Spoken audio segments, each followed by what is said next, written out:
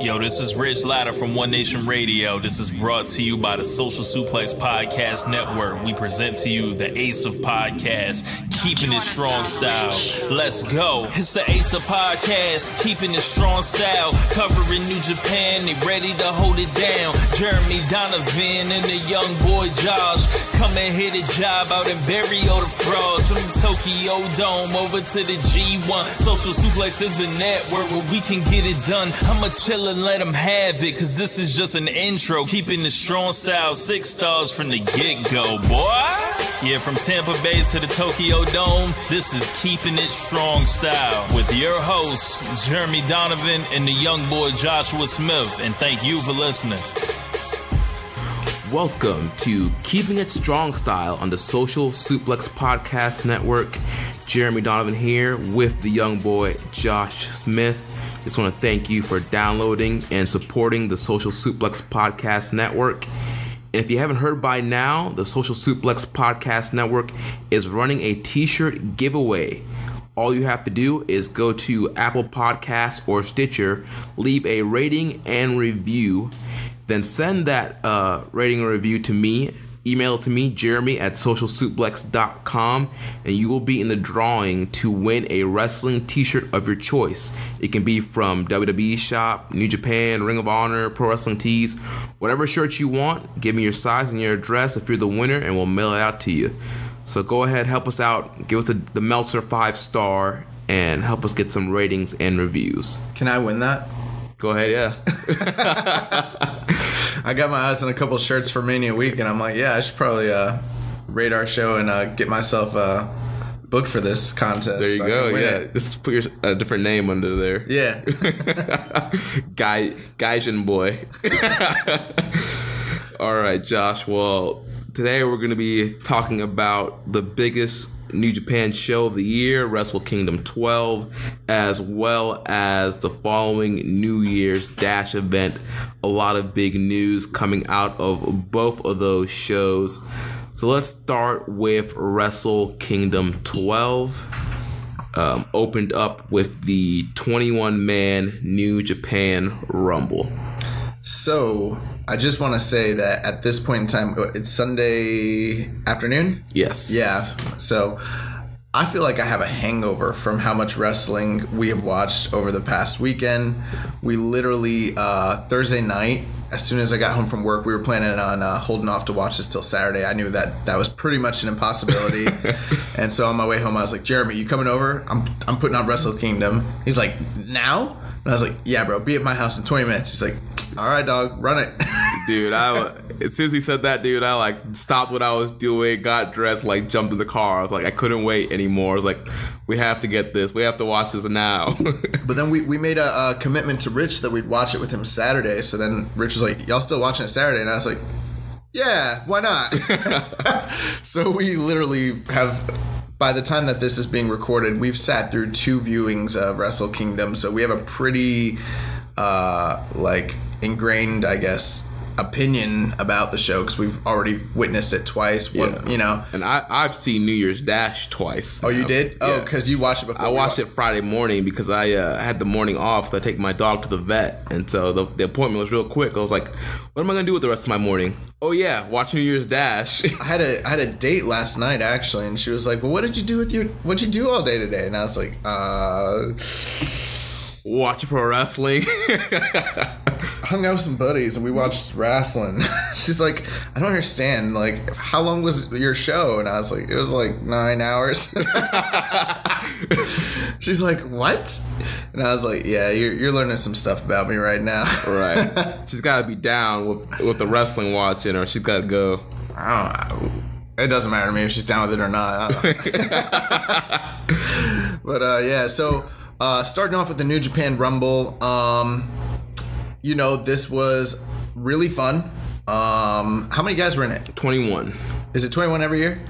I think it's between 20 and 21. Okay. Yeah.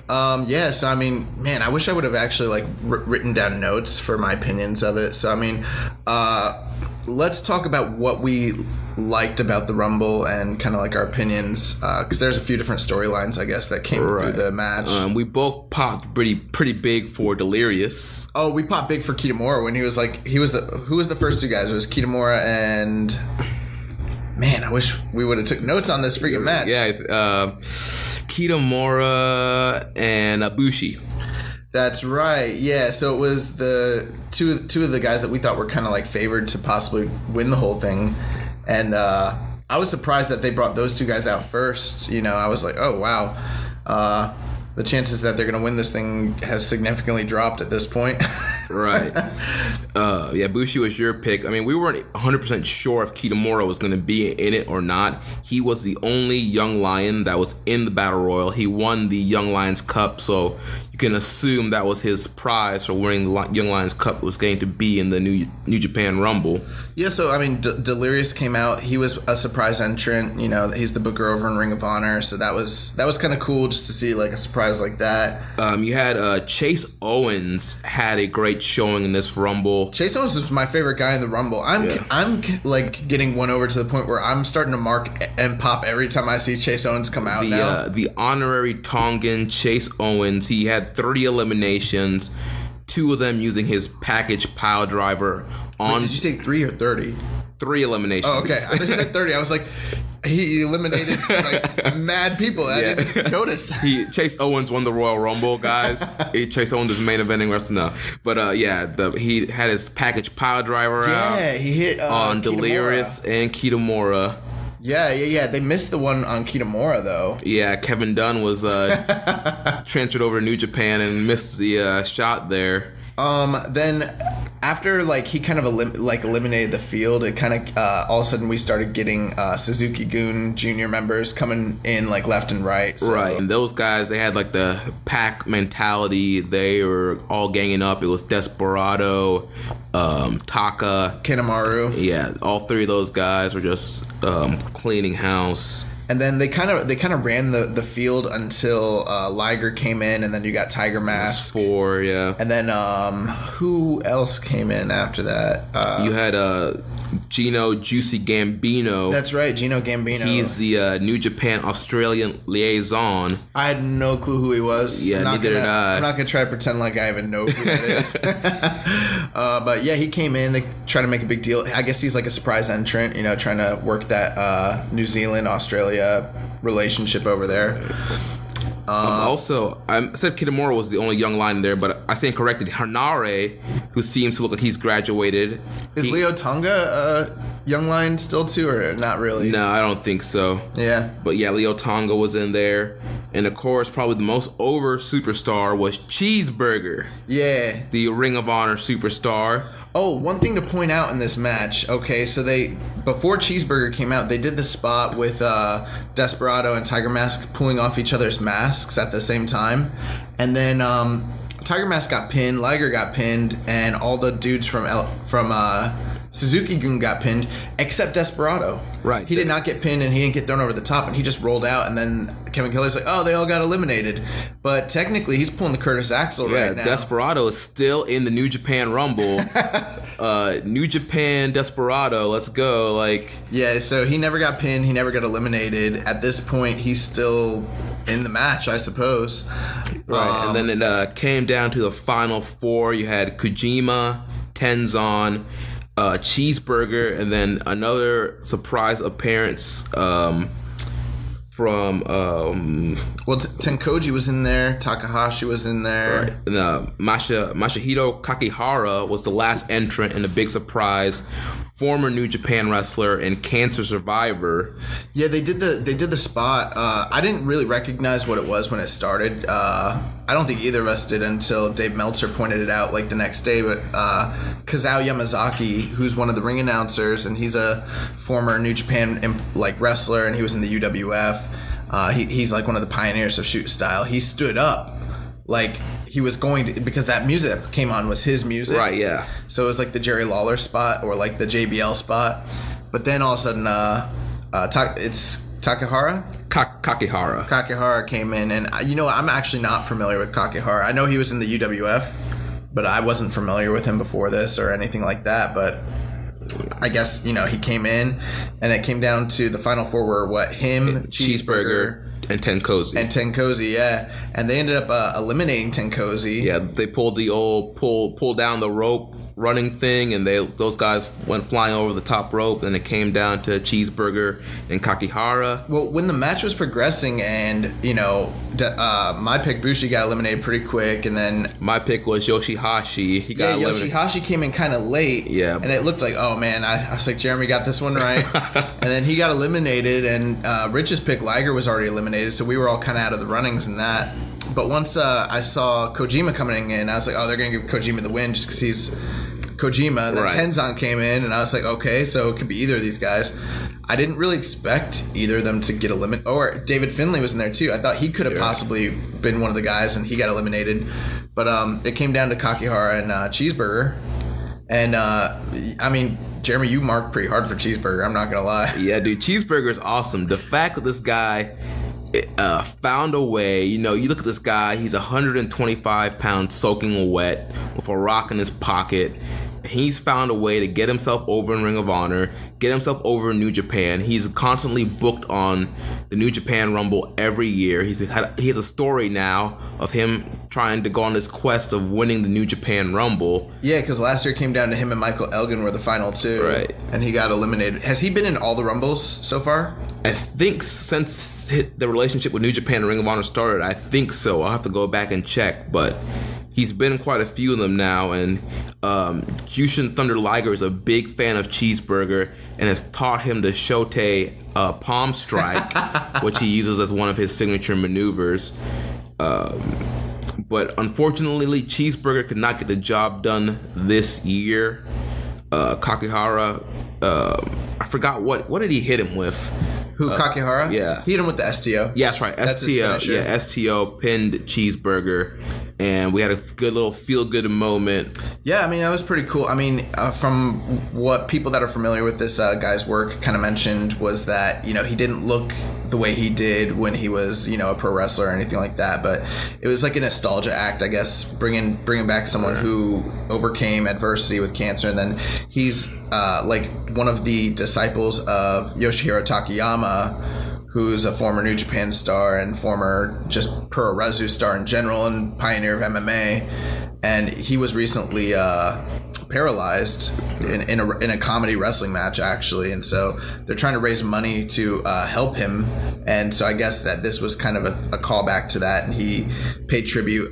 We should probably later on go on and read the actual transcript of what he said after the match, because I couldn't understand it. But yeah, I'm hearing it was, a pretty emotional. Yeah, emotional promo. And they played Takayama's music. I love Takayama. As Kakihara was walking out. So that was really good. Just a fun match. Nothing. Yeah, it was really good. I was expecting, in the past they've done more surprises, and I think as they've bulked up their roster, and every year Wrestle Kingdom is getting bigger and bigger, it's harder to get guys on the card, so there's less room for the surprise entrance. But I was really hoping for a Kabuki entrance. I was hoping for Scott Norton. Or something like that. Yeah. But we got a couple surprises. Yeah, so it was good. And then going on to the main card, it kicked off with the IWGP Junior Tag Title match.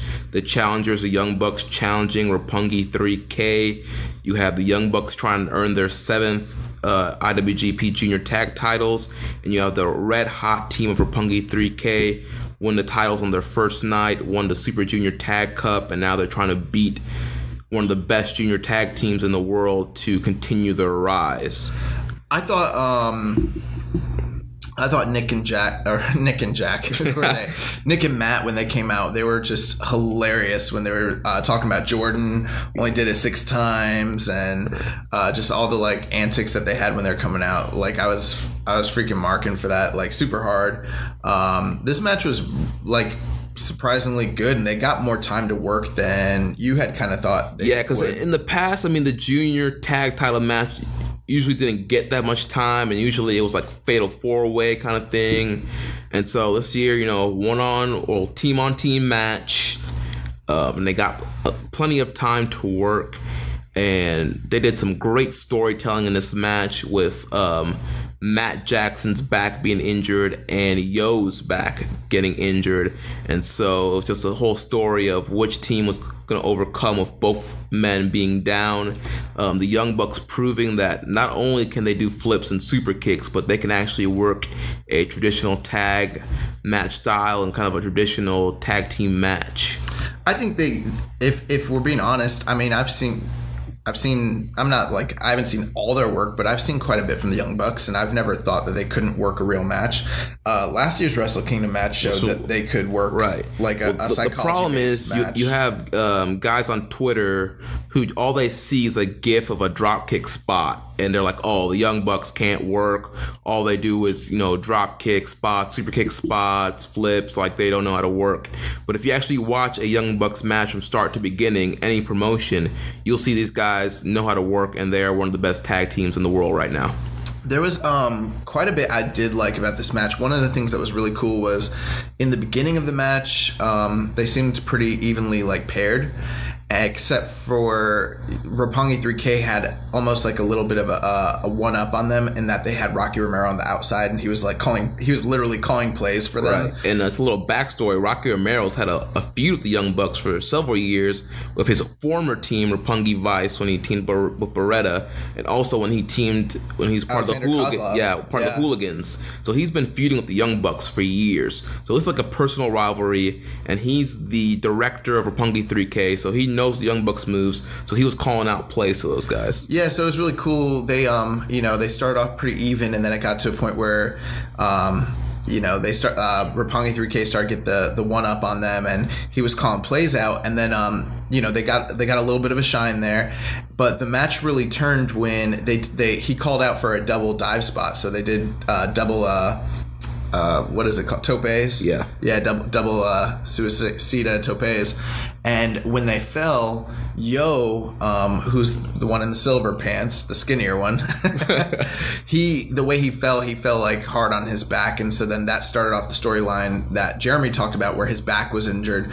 From that point on, it put a bullseye mark on him, and the Young Bucks just started going to town on that, hitting him with all kinds of creative offense. But what they really did that was super smart was once they isolated him and separated the team, they took Rocky Romero out entirely. They did what was the spot? They powerbombed him on the ramp. On the catwalk. Right. Yeah. So they took him out onto the catwalk, and they put him up for a powerbomb and dropped him, laid him out. From that point, it seemed that going forward, even though Roppongi 3K are extremely talented and hungry and have fire and all that, they couldn't put together a game plan to overcome the experience that the Young Bucks have. Right. They really needed Rocky calling the plays. Yeah, they needed someone there showing them how to overcome such a seasoned veteran team. So there was a lot of psychology there with that, and they kept attacking the back.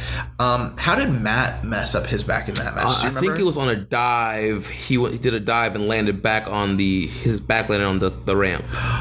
No. What it was, he did a dive over the top and missed. Oh yeah. He took a back body drop. On the mats on the ring side. That's what it was. Yeah. So his back got messed up too. So then the storyline of the match kind of became that Yo was injured in his back and Matt was injured in his back.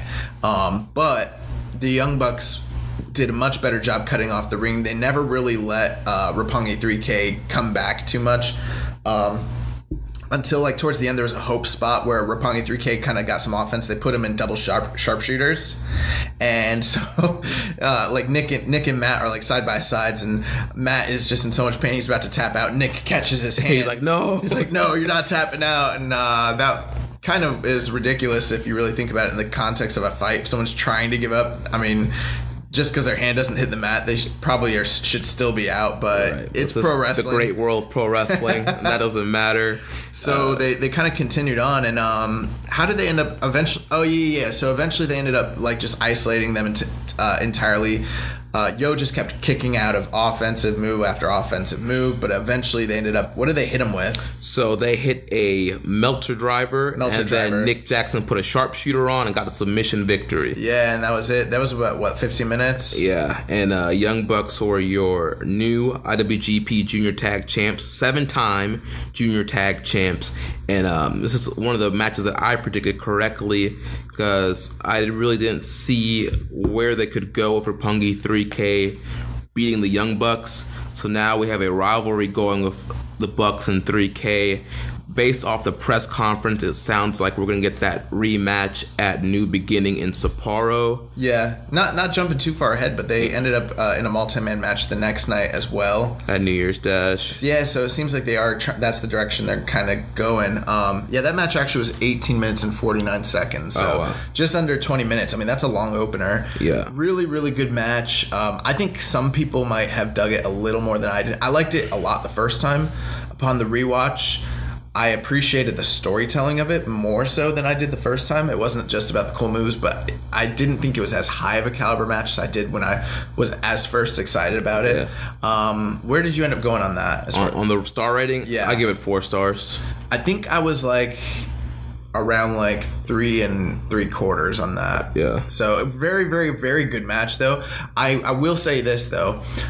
I think the storyline essentially is what I mentioned earlier, that Roppongi 3K are very talented. They don't have the Bucks number yet. The Bucks are too seasoned, and they don't have enough experience without Rocky by their side. And so that's why it was really smart psychologically that they took out Rocky Romero. But I think that this is not going to be the blow off at all. It's just like Jeremy said. He was right. This is the start of a brand new feud for them. And I think they're going to have better, more classic bouts later on where they're not opening up cards. They might even be in like the semi or even main event. Right. And we could see like a real classic between these two, because this match was very, very good. Yeah, I think we'll definitely see more of these guys later on this year, and it'll be great stuff. I did want Roppongi 3K to win, I'm not going to lie. I don't like being wrong. All right. The next up, we had the Never Openweight 6-man championship gauntlet match. You had a Chaos team of Beretta, Ishii, and Yano. The Suzuki-gun team of Zack Sabre Jr., Taichi, Iizuka. The Team Taguchi Japan team of Taguchi, Juice Robinson, and Togi Makabe.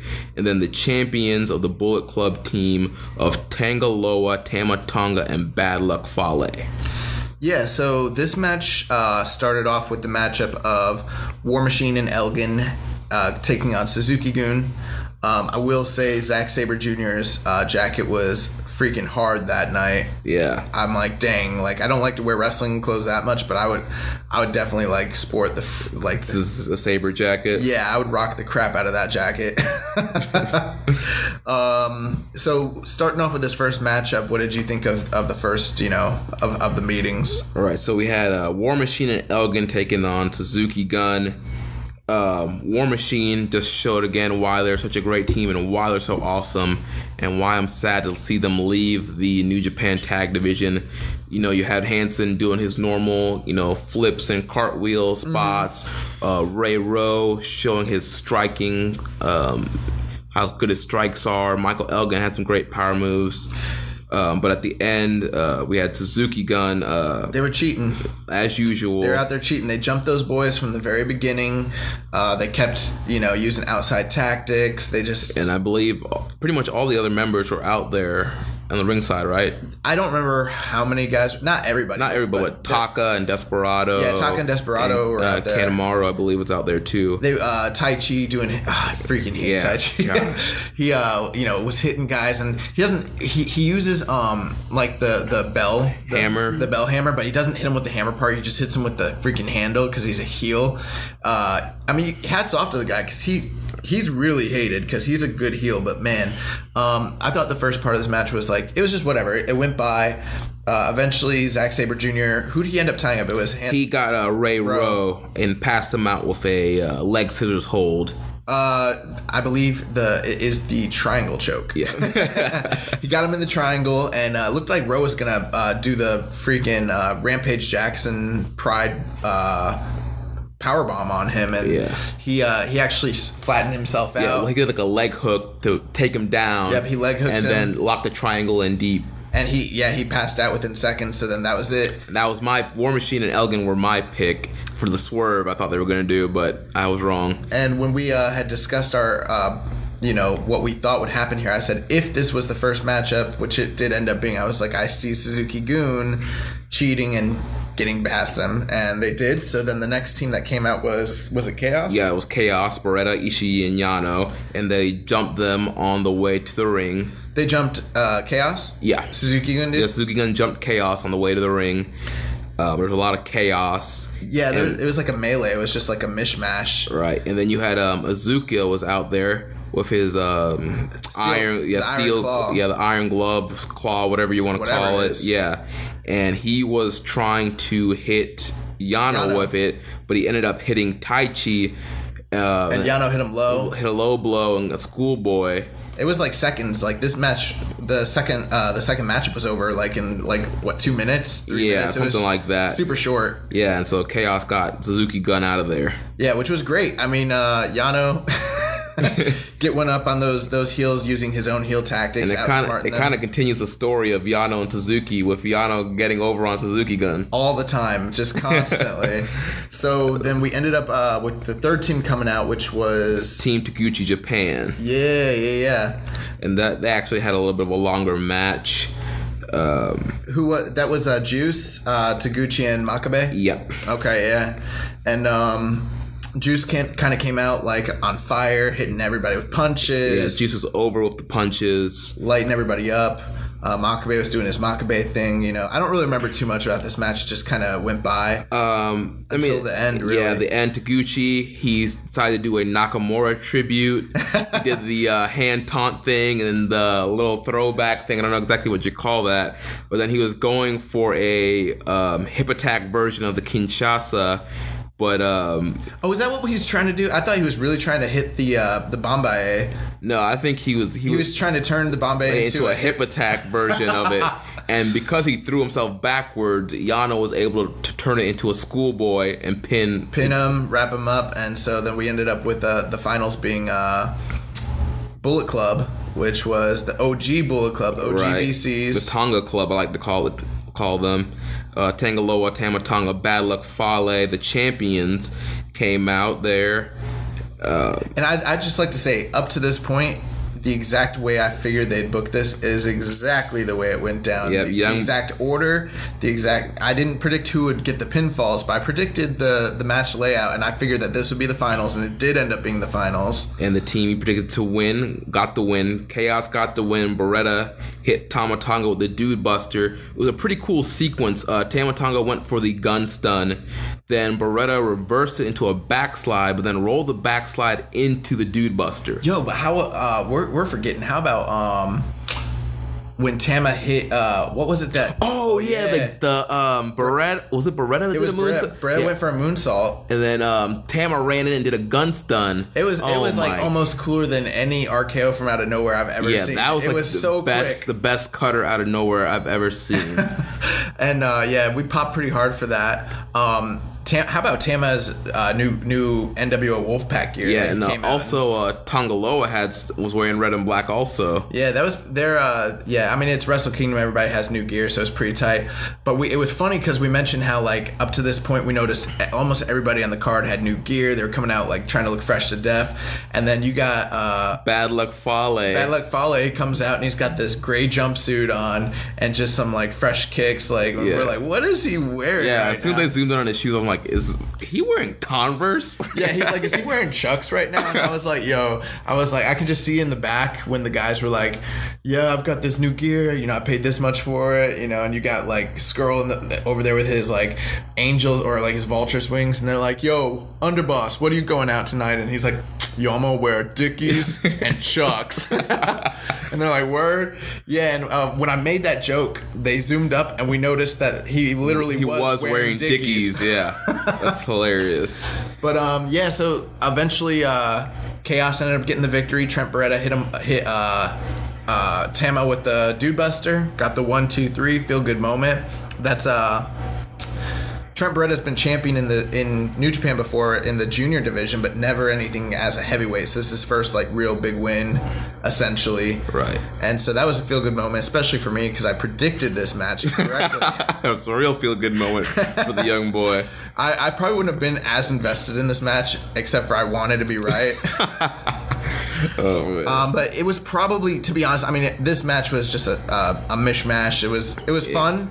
It didn't underperform. I mean, it was pretty entertaining. It wasn't anything that you'd say was blow away or classic. Right. But I mean, I don't know. What was that, like 2.5? I think I was leaning towards 2.75. Yeah, I mean, there was nothing bad about it at all. It was there. It was fun. It was quick. You got 4 little matches in 17 minutes. So we got 4 little tiny gauntlet matches in less than the time that it took for them to have that first classic tag match. It was crazy. But we got new champions, so that was cool. And then next up, we had the handsome battle between Kota Ibushi Handsome battle and Cody Don't Call Him Rhodes. He was out there. He was accompanied by Brandy Rhodes. Oh, looking so fine. Oh man. My God. We didn't even talk about Tokyo Latina during in the New Japan Rumble. New Japan Rumble, she came out with Yujiro, and I was like, thank God. Oh my God. I love And I have to agree with Brian Alvarez. There was not enough emphasis on Tokyo Latina in that Rumble, and I was sad not to see her at New Year's Dash either. But we did get Brandy Rhodes 2 nights in a row, and that was amazing. Brandy is like amazing, bro. Like, she's like my dream woman. Dude, yeah, she's awesome. And for me, it used to be like my dream woman was always Miss Elizabeth, but I think she's usurped her. Liz is down here. I got Brandy up here now. Oh man, like Brandy's like, oh man, like, come away with me. Let's start a life. Let's grow old together. That's and we were talking about like the differences between Tokyo Latina and Brandy Rhodes, and you said Tokyo Latina is the girl you like can have fun with, but Brandy is the girl you bring home to mom and dad. Yeah, you wife that girl up if you get a chance. Like, you can't bring Tokyo Latina home. Cody, you get a lot of flack. There's a lot of things that people don't like about you. Whatever. My hat's off to you, sir. Yeah, you did a great job there. I don't care if you're ever world champion or Hall of Famer. Hey, you already won. The ring doesn't matter. You got the girl. Oh, freaking him. Right. I want to. I love her.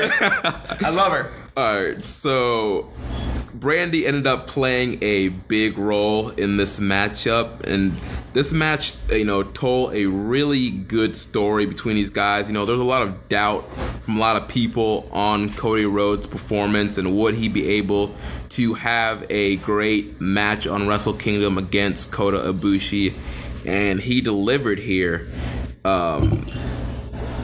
Jeremy just, that was an awesome soundbite. I had to get up and get myself some coffee, and Jeremy's such a pro, he just keeps it going. But no, I was listening. You're absolutely right. The story was awesome. For me personally, and I'm not saying this was the best match on the card or a match of the year contender or anything like that. It wasn't. But I will say this. For me personally, my favorite match of the night. It was very good. It was better than I expected. We had, the great golden triangle moonsault spot. There was a spot where Ibushi went to do a plancha onto Cody, but Brandy ends up getting hit. Kota shows compassion, picks up Brandy, but then Cody knocks down Kota, which was all a ruse, it was all planned, and Cody and Brandy started laughing. There was a lot, not even just for those moves that I liked. I mean, starting off from the entrances, I really liked Cody's entrance, coming out with he had that hood on, kind of looking like he was like Neville back when he was like, I don't know what his character used to be, but when he... I don't even know what it is. Yeah, like when it was like the Green Arrow hood or whatever. Yeah. He came out, him and Brandy they looked like stars, man. The character work was amazing. Brandy got up in the mic and she was just hyping Cody, and then she said something about how, she's the greatest woman in wrestling, and if you don't agree with that, you're just a little mark. No, she said you're a simple mark. And then she did that laugh, and I was like, oh, this is brilliant. Like, she's great. She's a great character. And it definitely adds to the presentation of Cody. And Cody came out there. He was so confident, completely different Cody than you saw in WWE. He's a star. He carried himself as a star. He was so confident, and he just delivered a great performance. It was night and day from last year when he made that entrance to the Tokyo Dome to wrestle Juice. Yeah, night and day, bro. Like last year, it was like, oh, this is cool. It's like a novelty, but now it's like Cody's a star. Hey, Rich, you asked us a question a few weeks ago. Is Cody good? Hey, or is Cody great? By himself, nah. But with Brandy, yes. That man is great. He's money. He is money. Brandy Rhodes. If Cody ever goes back to WWE, they have to bring Brandy with him. And then Don Callis, like the calls that he was making while they were walking down. Yeah. It added so much to the match. Actually, I don't think I would have enjoyed this match as much in Japanese, and that's not always the case. Lots of times, I think the Japanese commentary is awesome, but Don Callis's and Kevin Kelly's calling of this match was like money. Those two were great the entire show. Yeah. They are a really good broadcast announce team, and they're just the perfect pairing, and they help carry the, add some detail to that show. Cody came down to take off the ring, and Kevin Kelly was holding the box, and he's like putting the box in there, and then he's like, all right, I'll protect this for you. He's like, no, Don. He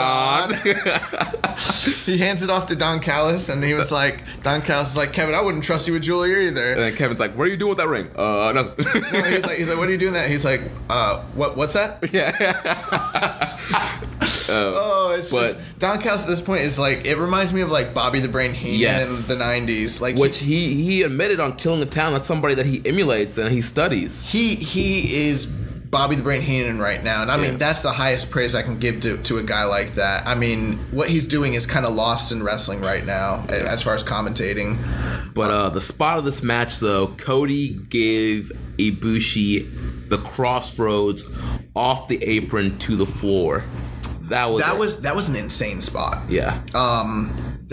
The way that we said it during the preview when we were talking about the Road 2 shows, and remember he gave him the Crossroads?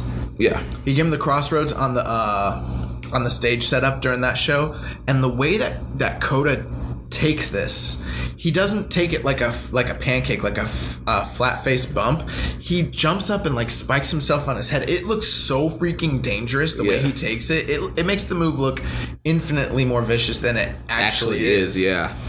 And then he did the same thing here off the apron to the floor. Yeah, I mean, no wonder the guy's got neck problems. You know what I mean? Because this guy's taking some really risky spots. I mean, but it looked amazing the way he took it. Right. And then he almost got counted out at that point. It was like at 19 he just barely jumped in. And then at one point Cody says to Ibushi that Kenny will never love you as much as he loves me. No. I think he said, Kenny doesn't love you like I do. Yeah. Which was weird. Like, it's like mind games or something like that. But yeah, this whole match kind of plays into the storyline of Omega and Ibushi and Omega and Cody. And then coming down to the end of the match, Ibushi was able to hit his Kamigoye knee strike. And that wasn't enough. He went to the top and hit a beautiful Phoenix Splash and got the 3 count. Those finishing sequences that they did in this match, out of all the matches tonight of Wrestle Kingdom, even some of the other matches, like for instance, I thought that the false finishes that they did in this, the only other match that maybe had a better finishing sequence in terms of like rapid succession of near falls was probably the main event. They Cody just kept hitting. Cody hit him with the Crossroads, and he hit him with a couple other things, and then they kept teasing the Kamigoye, and Cody just kept he dodged it like two or three times, and then he got hit with that amazing the straight jacket German suplex. Yep. Also, Cody hit the last ride. Yeah, he hit him with the last ride. He kicked out of that. It really put over. I like that Cody is a major player. This is the best match, in my opinion, that Cody has had in New Japan. Definitely in Japan, but maybe even I thought it was better than the Okada match. I agree too. But yeah, you're right. So then he hit him with the Kamigoye, 1, 2, 3. The Phoenix Splash. Yeah. Bro, that Phoenix Splash, that's one of the best Phoenix Splash I've ever seen. Dude, he hits it so effortlessly. It's picturesque, man. Yeah, it's beautiful. And yeah, he got the 1, 2, 3. And then did they kind of just like all walk off at that point, or there wasn't much in post-match from that? Yeah, there wasn't much in post-match. Brandy Rhodes threw an ice bag.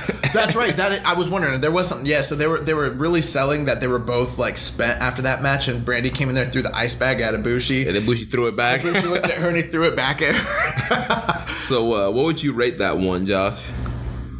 Okay. So Man, so this match really reminded me in a lot of ways, from the storytelling aspect, the character work, just the way that it was put together. It wasn't like the most blow-away match in the sense of like it wasn't like Okada and Omega last year where you've never seen like physicality like that. It wasn't like that. It was one of the smartest worked matches. It reminded me, the way it was presented, the way it was put together, it really, really reminded me of Velveteen Dream versus Aleister Black from the last NXT TakeOver at War Games. Very, very similar, and I loved that match. And that match got a lot of praise, but a lot of people were like, oh, it's just character work, blah, blah. You know, they didn't love it. For me, I'm almost 4.5 on this match. And I know other people are not for obvious reasons, and I could be wrong. It's probably 4.25. That's where I'm at 4.25 on this one. Yeah, I mean, I'm not like the definitive ranker, and I think I can. And look, I'm not really this is kind of like the first time I'm really like publicly like giving out my star ratings. You never do it? I never do it. No. You know, our brother Rich from One Nation Radio always puts out his star ratings, but Rich puts out his ratings and people get pissed. They get pissed like he's Meltzer or something like that. I never really put ratings out. I'm gonna start doing it this year, and for me personally, I think this was a 4.25. I'm like, I want to go 4.5 on it because I was so high on it, because it was just, I can't find anything that I really thought was wrong with it. It didn't get to the next level where it's like, this is match of the year caliber or anything, but as far as like, man, I watched it twice, and the second time, I loved it the first time, and the second time I watched it, I liked it even more. Yeah. And there wasn't anything else that I was like higher on, like way higher too much than this match after I watched it again. I was like, man, every spot, every single like sequence really just made sense to me and told like an awesome story. I was like, this match, I could go on and on because I really like this match. Yeah, it was really good. It was a really great matchup. And I didn't think it was gonna be good. I really didn't think it was going to be that good because it's Cody and Kota Ibushi, and I was like, well, you know, this is what it is. I think I said that this match would be like 3 stars during that. Yeah, so like that, maybe that's another reason I'm like so blown that it was as good as it was. Great match. Oh, and Cody Cody was pulling out all the stops. He did that springboard Frankensteiner. Yeah. Really cool match, man. I give this match the Josh Smith seal of approval. High recommendations. Endorsed. It's super endorsed. Go watch it. Oh, man. Cody, hats off to you, sir. You're getting better by the day. So the next up, we had the IWGP Heavyweight Tag Team Championship match. The challengers and World Tag League winners, Evil and Sonata, taking on the champions, Killer Elite Squad, Davey Boy Smith Jr., and the American Psycho, Lance Archer. Yeah. So, good match. So let's move on. Dang. No, showing no love for the tag match. No, actually, I'm just joking. I really enjoyed this match. What were your thoughts on it, Jeremy? I was kind of surprised the approach they took. I mean, as soon as the bell rang, KES was all over Evil and Sonata. Yeah, they hit the killer bomb on Sonata. No, Evil. Oh, yeah, on Evil. And then Sonata came in and made the save. I mean, for a second, I thought that was going to be it. I thought they were going to squash them. It looked like it. I was like, oh, God. And then after, I mean, Evil and Sonata had a hard time coming back. Archer and Smith controlled the beginning of that match and was just beating the crap out of them. Choke slams, power slams, double team maneuvers. They worked on top like the whole match. Right. That match was like 80-20. Yeah. They one thing that was really interesting was Evil came out with all the different like colors like weaved into his hair, and I was like, yo, why does he look like a SoundCloud rapper right now? He looks like Lil Pump. Oh man. But this match was actually, it was only 14 minutes. Nothing super long. They told a really good story that like Killer Elite Squad are just such a seasoned tag team and so imposing physically. And they're monsters. They're monsters. And every time that either Evil or Sonata started to get anything going, they just were getting cut off. No double team maneuvers coming from LIJ. There was a crazy spot close to the beginning of the match where Archer choke slammed Evil into a pile of young boys. Oh, and Sonata. Yeah. Yeah, that was scary, actually. Yeah, Evil. If the young boys weren't there or didn't catch him correctly, Evil would have hit his head against the railing. Yeah, the way he landed, it looked like if he just kept going, you could make like the invisible line to like, here's his neck, there's the rail. He's gonna get like his neck broken, and then he just stops because they catch him. Right. And then another crazy spot from Archer. He hit a big overhead top rope superplex. What is that called? The Spanish Fly? It looked like he was doing a Spanish Fly, but he didn't go all the way. He didn't rotate. When you go all the way over, that's what it's called, right? Yeah. Yeah, it was the same setup as a Spanish Fly, and it looked like we were watching it, and I was like, "Oh my god, this guy Archer!" Yeah, I thought he was going to do it, but he didn't flip all the way over. It was what was the suplex that Taz used to do, where he'd grab the guy like this and flip? Is that the Tazplex? I think, yeah, that's Tazplex. Yeah, so essentially it's like a top rope Tazplex, basically. But then, like, towards the end of the match, I don't remember really how they got the turnaround, but freaking Evil and Sonata, like, just started working their tails off, man. And Evil was hitting guys with lariats, and he was trying to keep them separated, and it just broke into like a frenzy.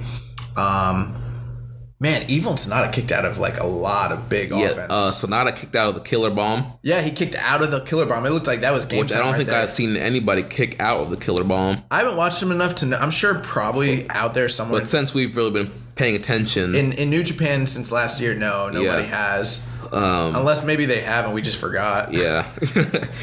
And then coming on to the ending of the match, you had Sonata and Evil. They hit the Magic Killer, and then Sonata hit the Muda Moonsault. They were gonna put I think Evil and the Killer Bomb into the Killer Bomb. They fought out of it. They threw Archer out, and then they just in a flash they just hit the Magic Killer. The Magic Killer, and it puts over how awesome the Magic Killer is. And I think did they try to pin him there and he kicked out? No, I think didn't Sonata just go straight, decide to do the Muda Moonsault? Yeah, he went up and hit that Muda Moonsault, and I mean, I just watched the Muda match the other day, and he does the moonsault exactly with the same speed and velocity and like character. It's the same moonsault that Muto used to do, and they got the 1, 2, 3, and you know KES looked super dejected.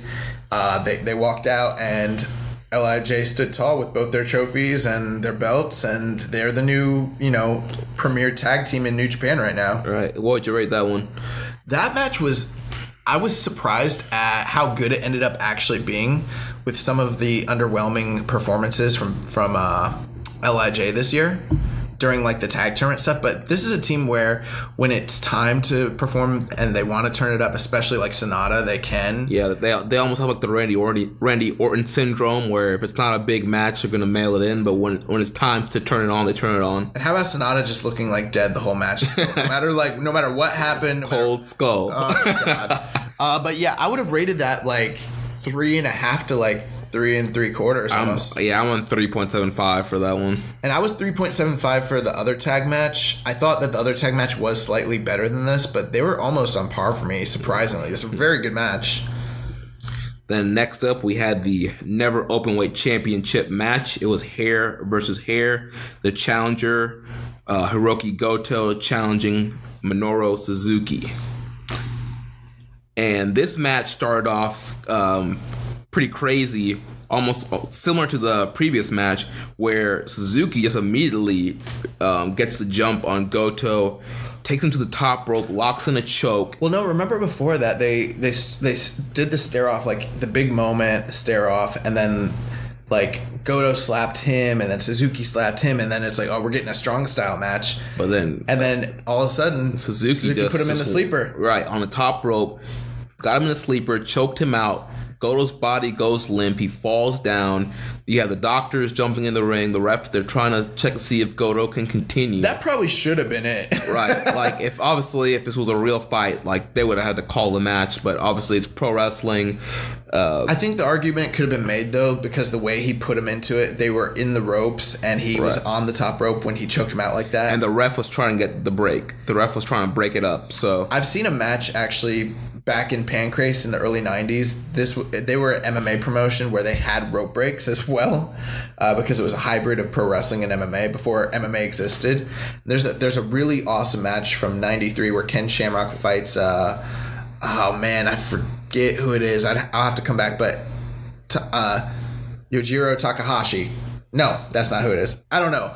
Anyways, he puts this guy into a chokehold, and the guy gets to the ropes, and he still chokes him unconscious before the 5 break, because they had a 5 break too. Wow. And in a real fight, like, that's the stupidest thing in the world, because it only takes 5 seconds to choke someone unconscious. So it doesn't really translate well to wrestling. But if he had choked him unconscious, which Shamrock did, the fight should have ended, but they're like, oh, he was in the ropes, so they gave him time to recover and restart the match. So I guess that's kind of the same idea here. But then Suzuki, pushed the ref away, pushed the doctor away, and continued to attack Goto. It seemed like at that point he probably could have gone for the gotch and just put him away.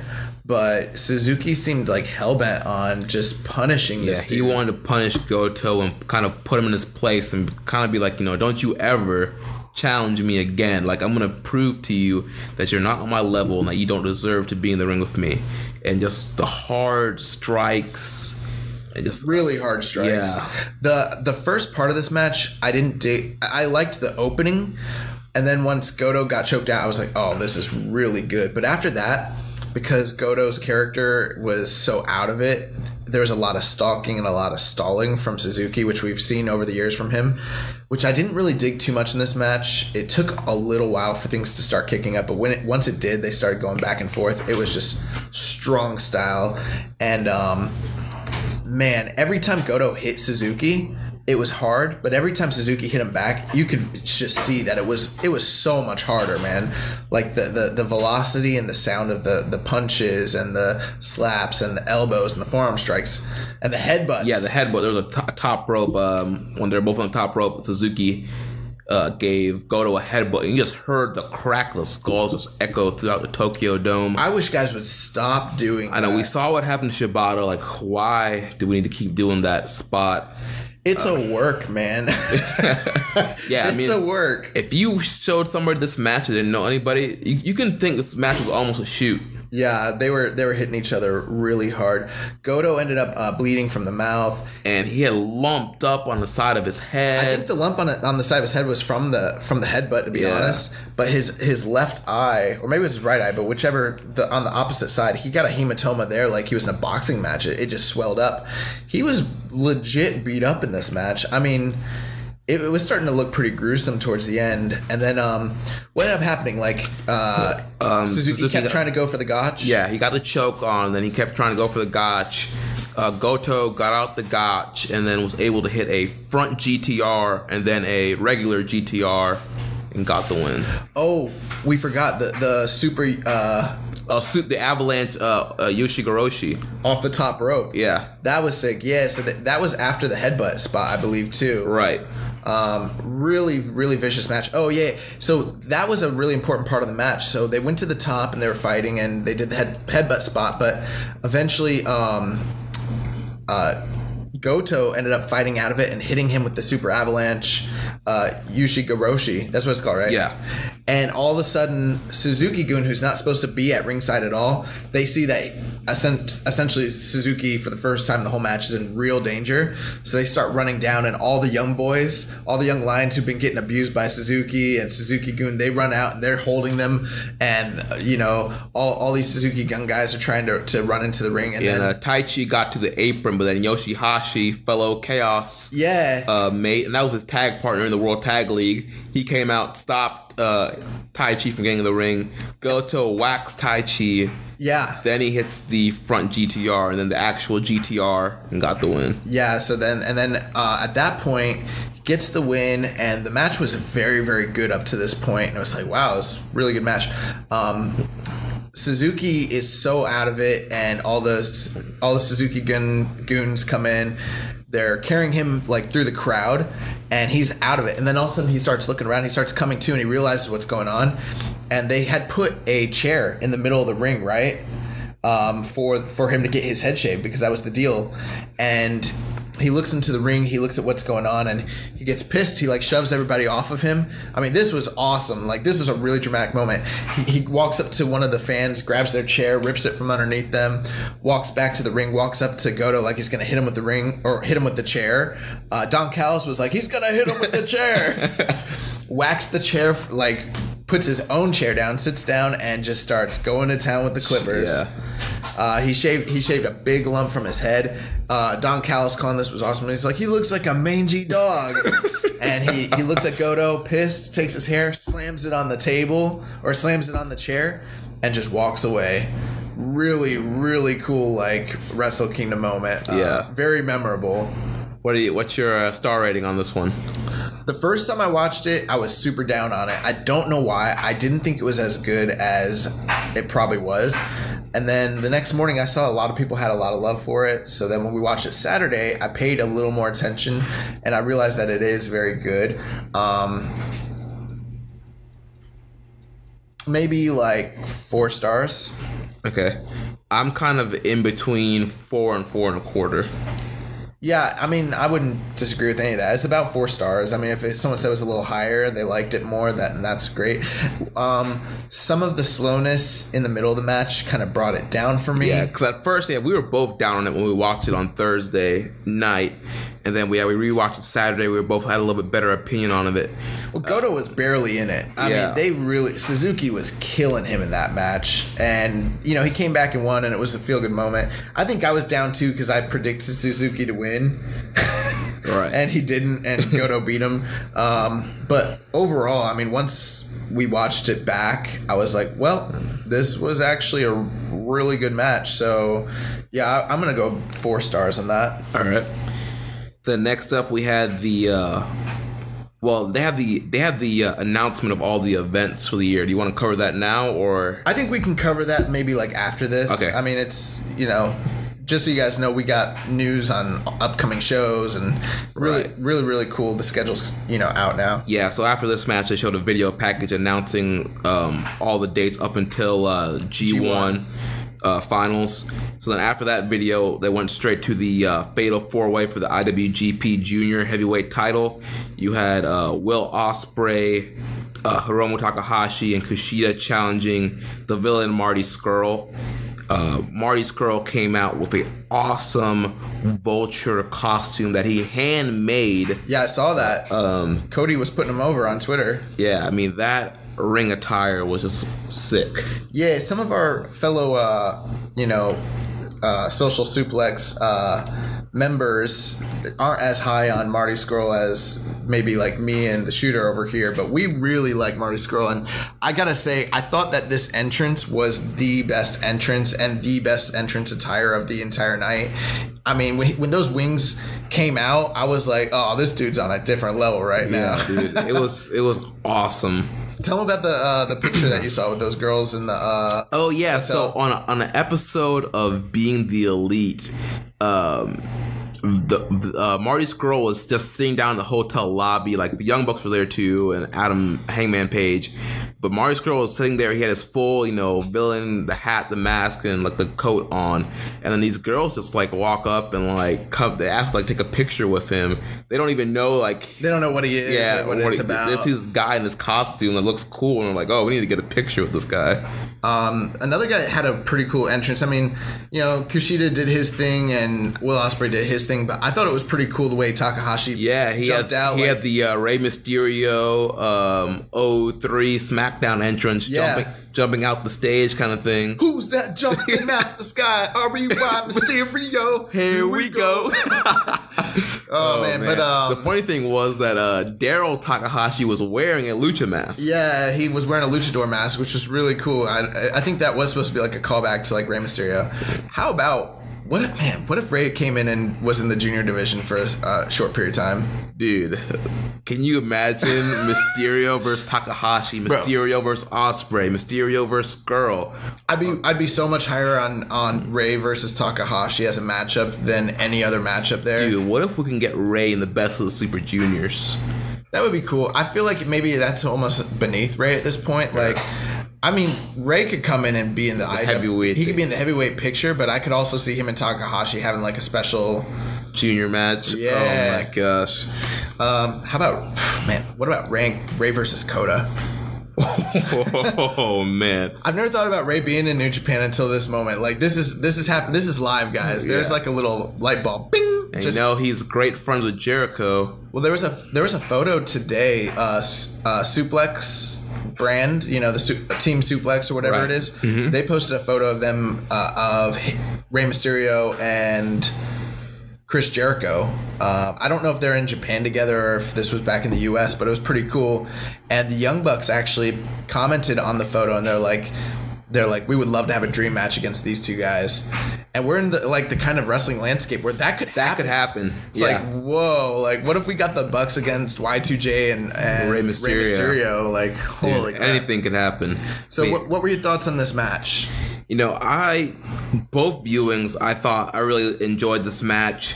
There was a lot of high-flying action there. We had the great spot at the beginning where Ospreay jumps off the structure thing there onto all three guys. They did the moonsault off the crane. Yeah. And just there was a lot of, you know, flipping spots in this match. Well, Marty was like trying to be the smart heel. He let everyone else fight. Take some powders. He was powdering. He was trying to like pick his spots and break up pinfalls and jump guys from behind. And there's a couple weird like unions that happened, or like, you know, what would we call it? Alliances. Yeah, there we go. Alliances. I mean, at one point you had the enemies, Skrull and Ospreay work together. And Hiromu, it was funny because in the build-up to this match, Takahashi, since he's lost the title to Kushida, he struggled all year to try to get a title shot. Every time he tried to come out to challenge the IWGP Junior Champion, he'd get upended by one of these other challengers, which led to this four-way. And that kind of played into the story of the match. Like, Takahashi couldn't get anything. He couldn't get anything going. Every time he tried to get offense, these guys all had him scouted. They just kept like... It almost felt like when Lesnar's in a three-way, like he's been in all these triple threats over the years, and they always take him out early, and he's like just sleeping on the outside. They kind of like they didn't do a spot like that, but like from a psychology standpoint, because Kushida's probably like the wildest, the most dangerous. They just kept like neutralizing him and putting him out, and the rest of the guys had their own match going. He didn't get anything going to like the very end when he just went on a tear, hitting everybody with that sunset flip bomb. Bro, to that the is so dangerous. Yeah, Marty's girl hit his head on. It was Marty, right? It was Marty. Yeah. Marty got there wasn't enough space, and he ended up hitting his head on the rail. Yeah. And then Kushida ended up doing it to Hiromu. Yeah. After Hiromu had hit the other two guys. So even then, even when Hiromu started to like get his spots in, he got taken out. And then there was also, back to Kushida real quick, at the beginning of the match, he also hit an insane flip dive. Yeah, that flip dive to the outside, because they got outside of the blue barricade and opened up the gate. Like, you know, if you're looking at it from the ring post to where those gates are, it's a straight shot. He just dove right over that onto those guys, and I was like, man, he's on some Takahashi crap right now. A lot of great chicken wing spots from Marty Scurll. Ospreay going for the Oz Cutter. Marty Scurll hit him with the Oz Cutter. Yeah. There was a really cool spot where Will Ospreay ran up one of the guys' chests and did a backflip. You're right. A lot of cool spots. At one point, Hiromu was on the outside, and to neutralize him, Will Ospreay went and ended up taping him. It was I'm sorry, Scurll. Scurll ended up wrong Brit. Yeah, Scurll ended up taping Takahashi to the barricade. That was pretty much it for him at that point, right? He never got out of that. No, because then another point, like Scurll had eventually came back outside because Kushida and Ospreay broke Skrull's fingers, so Scurll went outside, taped his fingers up, and then he like hit Takahashi again. Yeah, Takahashi was done at that point, and he was all of our opinion. We thought he was going to be the winner of the match. They just neutralized him completely. Right. He did hit a couple of his what's his finishing move? The time bomb. Man, that time bomb. That, to me, I think that's the coolest junior like finisher that's out there, because the way he stops the guy and then just drops him, really cool. But I think this kind of helped build up Takahashi. It showed that he's so dangerous that they had to isolate him in order for one of those other guys to win. Well, last year when he was doing his title run, every match, it was like someone was trying to come up with a new strategy to try to upend him because they couldn't figure him out.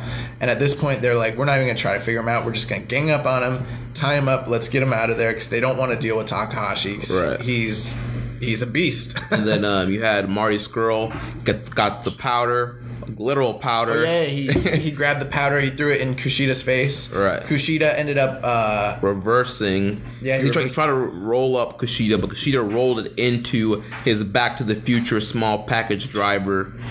But then I believe Ospreay broke the pin up. Yeah. Eventually, Will Ospreay ended up hitting Marty Scurll with the Oz Cutter. Yeah. And that was it. It was 1, 2, 3.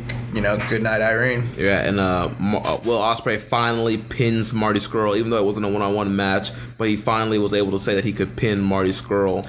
I don't know if he never has. I mean, has he never in any promotion? I feel like he has. Well, I can't say because I have never watched every single Ospreay Scurll match, but from what the announcers tell us and the story between them. See, I feel like this is some Andre the Giant.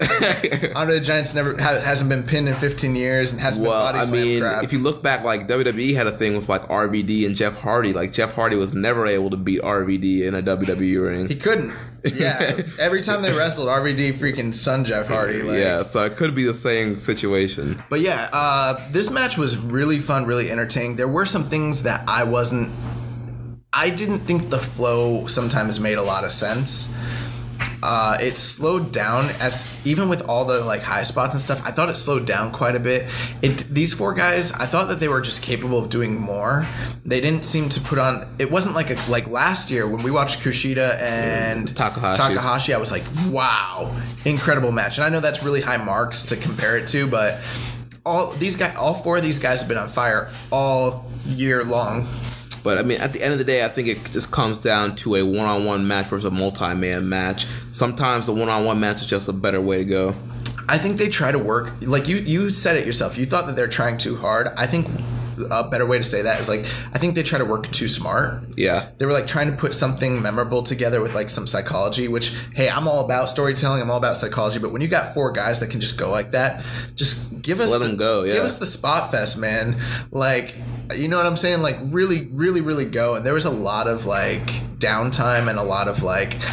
There was a lot of botches too. Yeah, because they were working. Because they got tired and they were trying to do some pretty cool stuff. Yeah, there was a spot where like Takahashi was supposed to catch somebody in the time bomb, but then slipped, and it looked like he. I don't think he messed up. I thought it was Will Ospreay. Yeah, Ospreay came into it weird, and he got dropped weird. But he ended up like tombstoning him pretty much. It looked like he was going to, and they pancaked him. It was kind of weird, but overall, hey guys, don't get me wrong. This is not a bad match.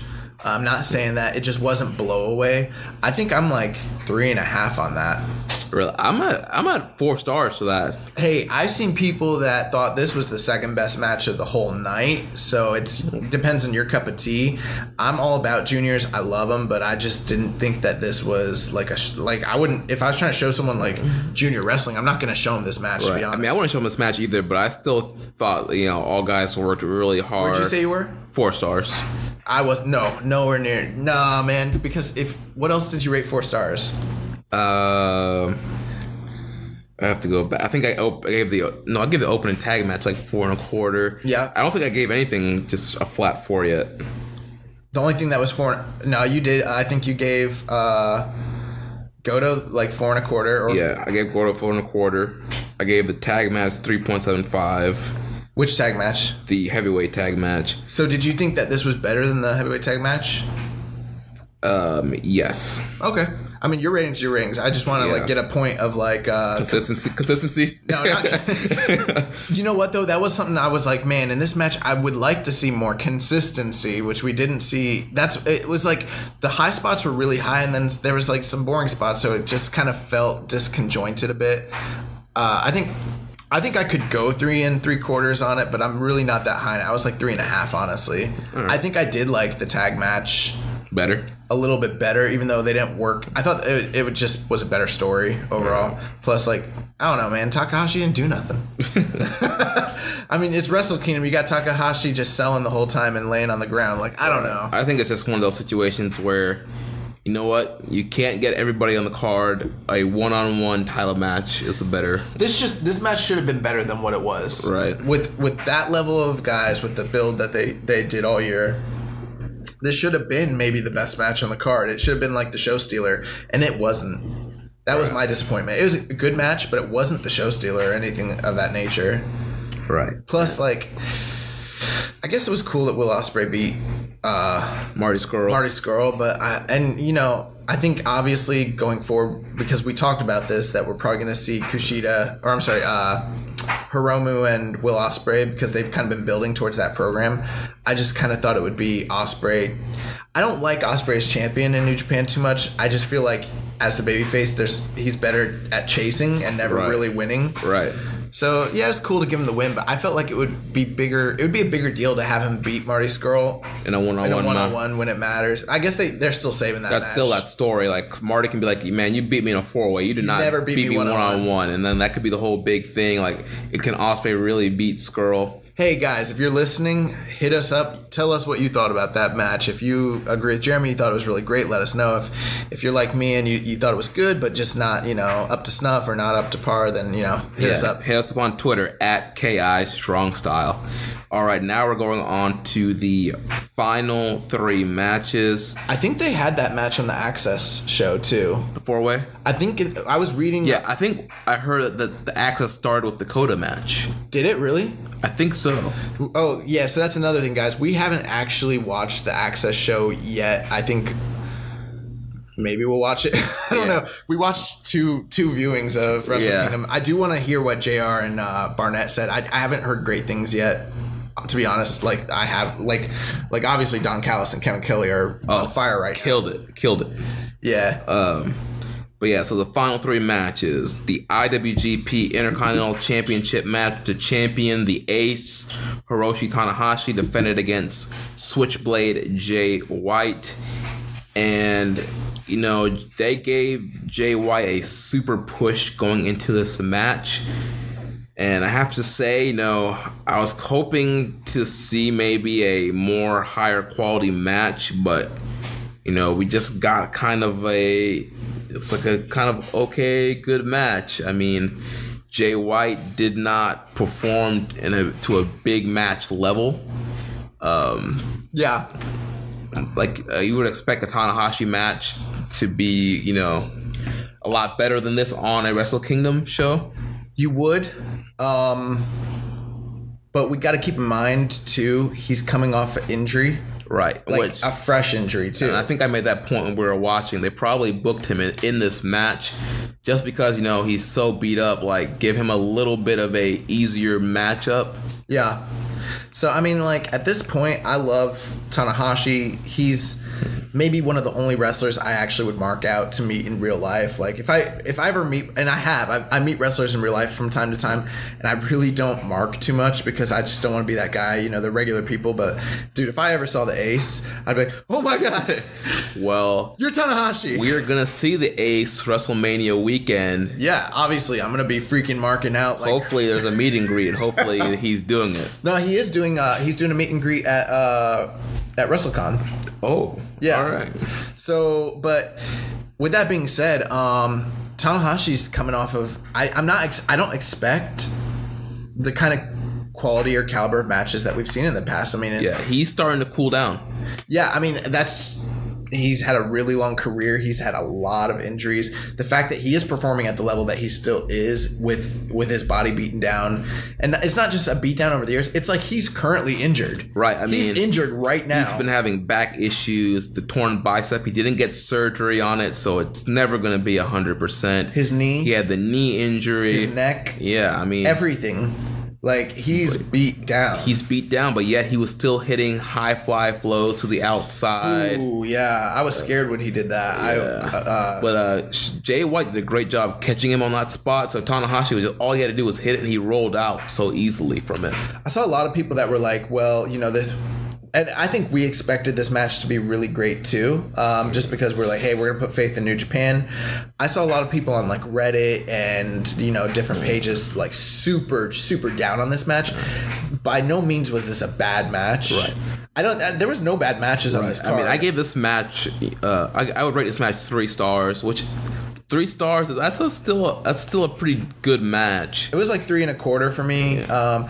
There were some problems I had with it. Like Tanahashi was clearly injured, and they'd been building up that his knee was injured, and obviously in the beginning of the match, you started to see Jay White go after the knee, but then he stopped and Tanahashi kind of stopped selling it, so it kind of became a non-issue when it should have been maybe the focal point of the whole.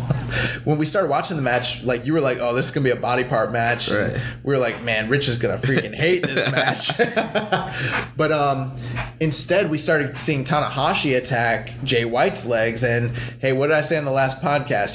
You never hook with a hooker. And you don't screw a dragon screw with a dragon screwer. And he just started doing the drag. It was just like the matches he's had with Okada and Nakamura. He dragon screwed the crap out of that man's legs.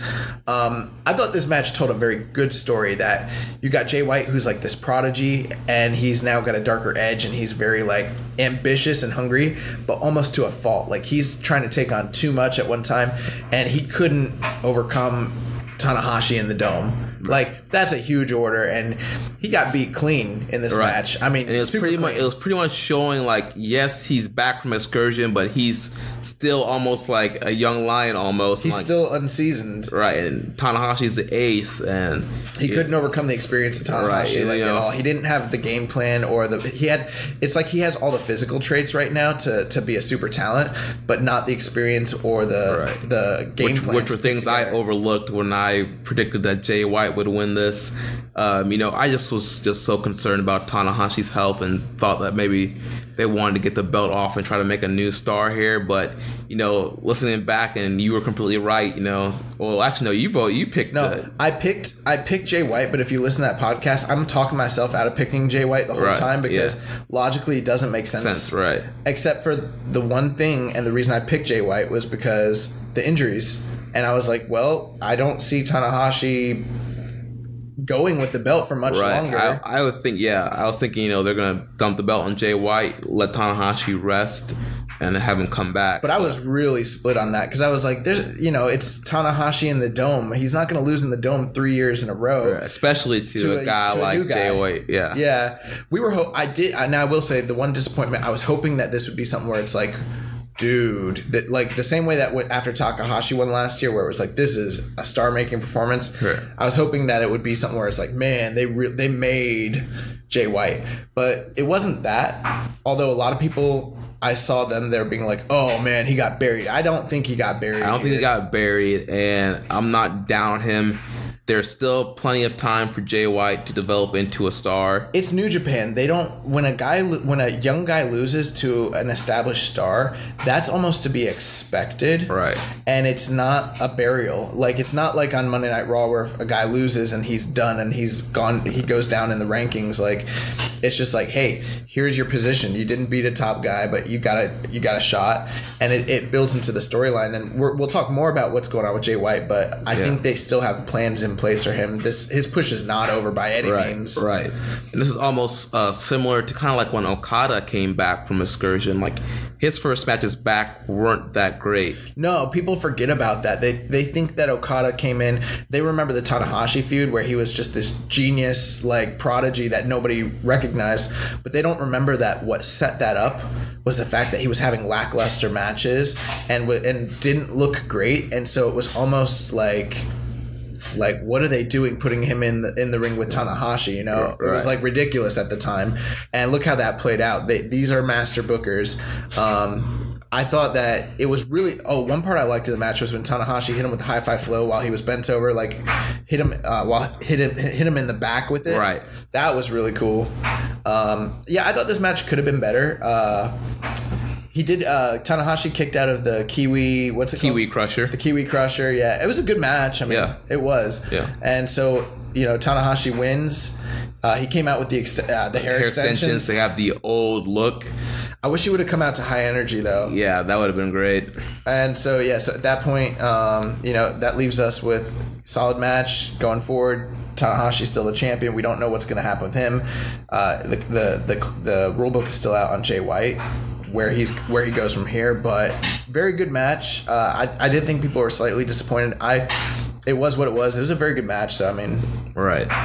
And then next up, we had the IWGP United States Championship match. No disqualification. Dream match.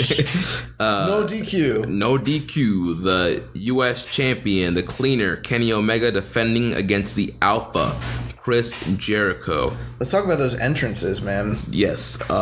Jericho, he's coming out to the Judas Fozzy song. He has a new light-up jacket. Yeah, that new jacket was hard, bro. Yeah. That new jacket, even though a section of it didn't light up just like it always doesn't. Right. And he's talked about that on the podcast. Those lights are so sensitive. There are wires that get tripped up, and it was so cool. Awesome. He came out, he had the scarf on. I actually read this report where they're like, why does he wear the scarf? And he was saying that the idea came from Vince McMahon because Vince McMahon hates scarves. Yeah. And he thinks that like the most heelish thing a guy could ever do is just wear a scarf. Right. And I mean, Vince even said to Jericho, like, you have an effeminate walk. Yeah, so he came out, Jericho, like, on the low's been growing his hair back out, and I don't, like, no one's really talking about it, but right. He's looking like 2004 Chris Jericho. Right, yeah. Yeah, so he's got his hair, and like, he had out. Alpha on the back of his trunks. Yeah, the new gear he had was really cool. I was hoping he'd come out with tights on. Yeah. Bring back the tights. He didn't. I was hoping for, like, because, guys, like I said before, Jericho is turning into Terry Funk in Japan right now. And when Terry Funk got to the later stage of his career, he traded out the trunks for the tights. And I was like, man, Jericho, please bring back tights. Like, please. Like, yeah. But he didn't. But his gear was hard. His entrance was really awesome. And then Kenny Omega, he came out dressed like a character from the Destiny video game, which we know nothing about. We're marks and we're geeks, but we're not that type of mark and geek. I'm sure some of you guys play Destiny. I tried to get into it one time, but I don't have a PS3 or PS4 anymore, so... but yeah, I guess that's a character or like a callback to that game. Yeah. I saw people on Reddit freaking out about it, though. We all know that Kenny's a video game nerd. He's been on Xavier Woods' Up, Down, Down several times, and they've had a video game rivalry going for a couple of years now. I thought his gear was pretty awesome, though, even though I didn't understand the reference. Like, right. He came out with that gun. He came out with the big helmet. Like, it was pretty cool. It was, like, on par with his gear last year when he came out, like, the Terminator. Yeah. His kick pads were freaking awesome. Yeah, dude. His whole gear, his tights were very well done. Came out with the Young Bucks. Yeah, the Bucks came out with him. And then, before the match even started, Jericho just started, like hitting him, pummeling him. All the young boys had to get in the ring and the Young Bucks and separate them. Yeah, then Kenny sent the Young Bucks to the back. Yeah. So big match. Kenny's like, hey, I got this. You guys go to the back. And then they started the match. Let's talk about the match, Jeremy. Like, give us the rundown. All right. This match was insane. All right. Like, this is one of the best brawls that I've ever seen. Yeah, they like just from the get-go, from the very start, it was like all Jericho. Yeah. Like, Jericho just like went to town with like just punches and kicks. Well, I mean, the big downfall was Omega went for that jumping dive. When? It was towards the beginning. Wasn't it towards the beginning of the match? Or was that later on when he dived and fell through the table? Oh, yeah. But, okay, yeah. So before that, though, they just started off with, like, strikes, and they went to the outside, and, yeah, they were brawling on the outside, and then you're right. Like, they got onto the outside of the gate, and then Kenny went for the dive. Kenny went for the dive and went straight through the English announce table. Yeah, hit into Don Callis. Oh yeah, Don caught him. Don was great. Don was laid out, and then Jericho started beating the crap out the young boys. He chair shots. Yeah, he knocked down Umino right in front of Red Shoes. He's like, oh yeah, he pushed Red Shoes down, and then he dropped Umino. And it's like, this is your son. He put him in the freaking Lion Tamer. Jericho was on fire this night. In between every move, there was a lot of, like, you would think that this match was going to be like, when we say it was a great brawl, it was, but it wasn't like Matt Hardy versus Edge, where they're just like clawing and scraping and going a million miles an hour. This is a really smart match. There was a lot of downtime, and in between those spots, Jericho's character work was just amazing. Yeah, flipping off the crowd. Yeah, and the little statements that he was making fun of how they say Kenny. Oh yeah, he's like Kenny. Yeah, he's like Kenny. So then, and then when they were on the outside, Don Callis and Kevin Kelly were like, we can't see anything. I don't know if we're on, if you guys can hear us. Yeah. If we're even calling Don this. Callis went standing on a chair so you can try and see, and Kevin Kelly's like, I don't feel comfortable if he's standing on a chair like that. He's like, don't break your neck, Don. He's like, I can't see anything. He was like, we're in the Winnipeg Dome. And then, so Jericho was just taking it to Kenny, just beating the crap out of him, hitting him with chair shots. 70-30 with Jericho taking the majority of this match. In the very, very beginning, it was like pretty even. After the table spot, it was all Jericho. And then Jericho at one point started throwing the chairs into the ring. Yeah, ECW style. Yeah, remember he was like, I've got War style, I've got ECW style, I've got New Japan style, I've got Mexico style. So he's like, Kenny, you got great New Japan style, but I've got all the styles. Right. And he started going hardcore on him, started throwing the chairs into the ring. Then he started smashing Kenny's head into the chair in the corner. Yeah, he set it up in between the ropes, and those shots, I thought he was trying to bust him open hard way, because he was just, and Kenny too, Kenny's a madman. Kenny was just diving with him, like putting all the force in the world. Yeah. I mean, that dude's going to have a concussion. Like, I'm surprised if he wasn't concussed after that match, how hard he was getting hit. And then eventually he bladed, got some juice. Yeah, he bladed, and he was bleeding everywhere. Jericho, Jericho kept putting him in the freaking Walls of Jericho. I think got him like 3 times in that match. Right, in the very first one, he went to the ropes, but Jericho refused to break. He's like, there's no rope break, no DQ, no DQ. I think the turning point in that match, though, was the second time that he had him in it. After he busted open Kenny, and it looked like, man, this could be it for Kenny, and there's no rope breaks. Kenny clawed and pulled himself over to the corner and started reaching under. And got the cold spray. Yeah, he got the cold spray, and he sprayed Jericho in the eyes, and then he sprayed himself with it, and then Jericho was blinded at that point. Jericho's just crying out. He's like, I can't see. But he did push Red Shoes into Kenny. Yeah, he's like, I can't see. And they pushed him into Kenny, and then what? He asked for a towel from the Young Boys. Did he hit Kenny after that? Like I think he ran up and he either clawed Kenny in the face or hit him or something like that. Yeah, but he grabbed the towel. Yeah, so after he beat up all those Young Boys, he's begging them to give him a towel. He's like, please give me a towel. I can't see.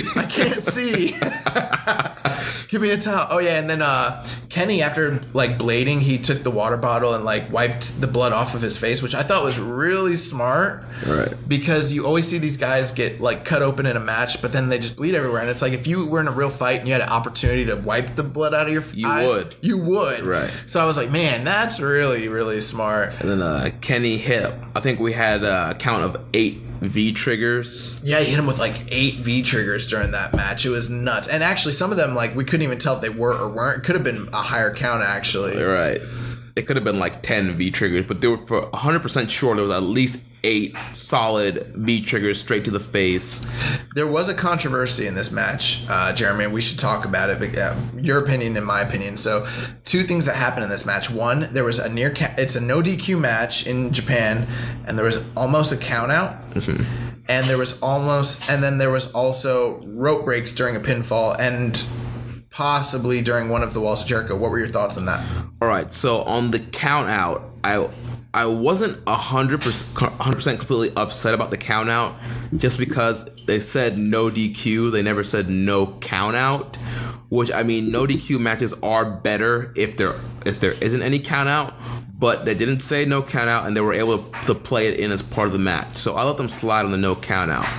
I was not happy with the rope break from the one wing angel pinfall, because the rope break wasn't breaking the submission, so why would it break the pin?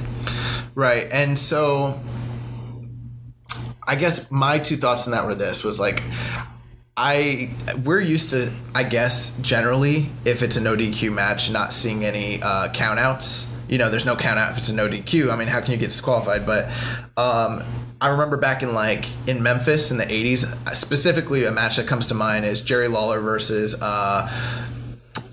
Terry Funk, and from 1981. It's a great match. Actually, I think Cornette has it at 5 stars.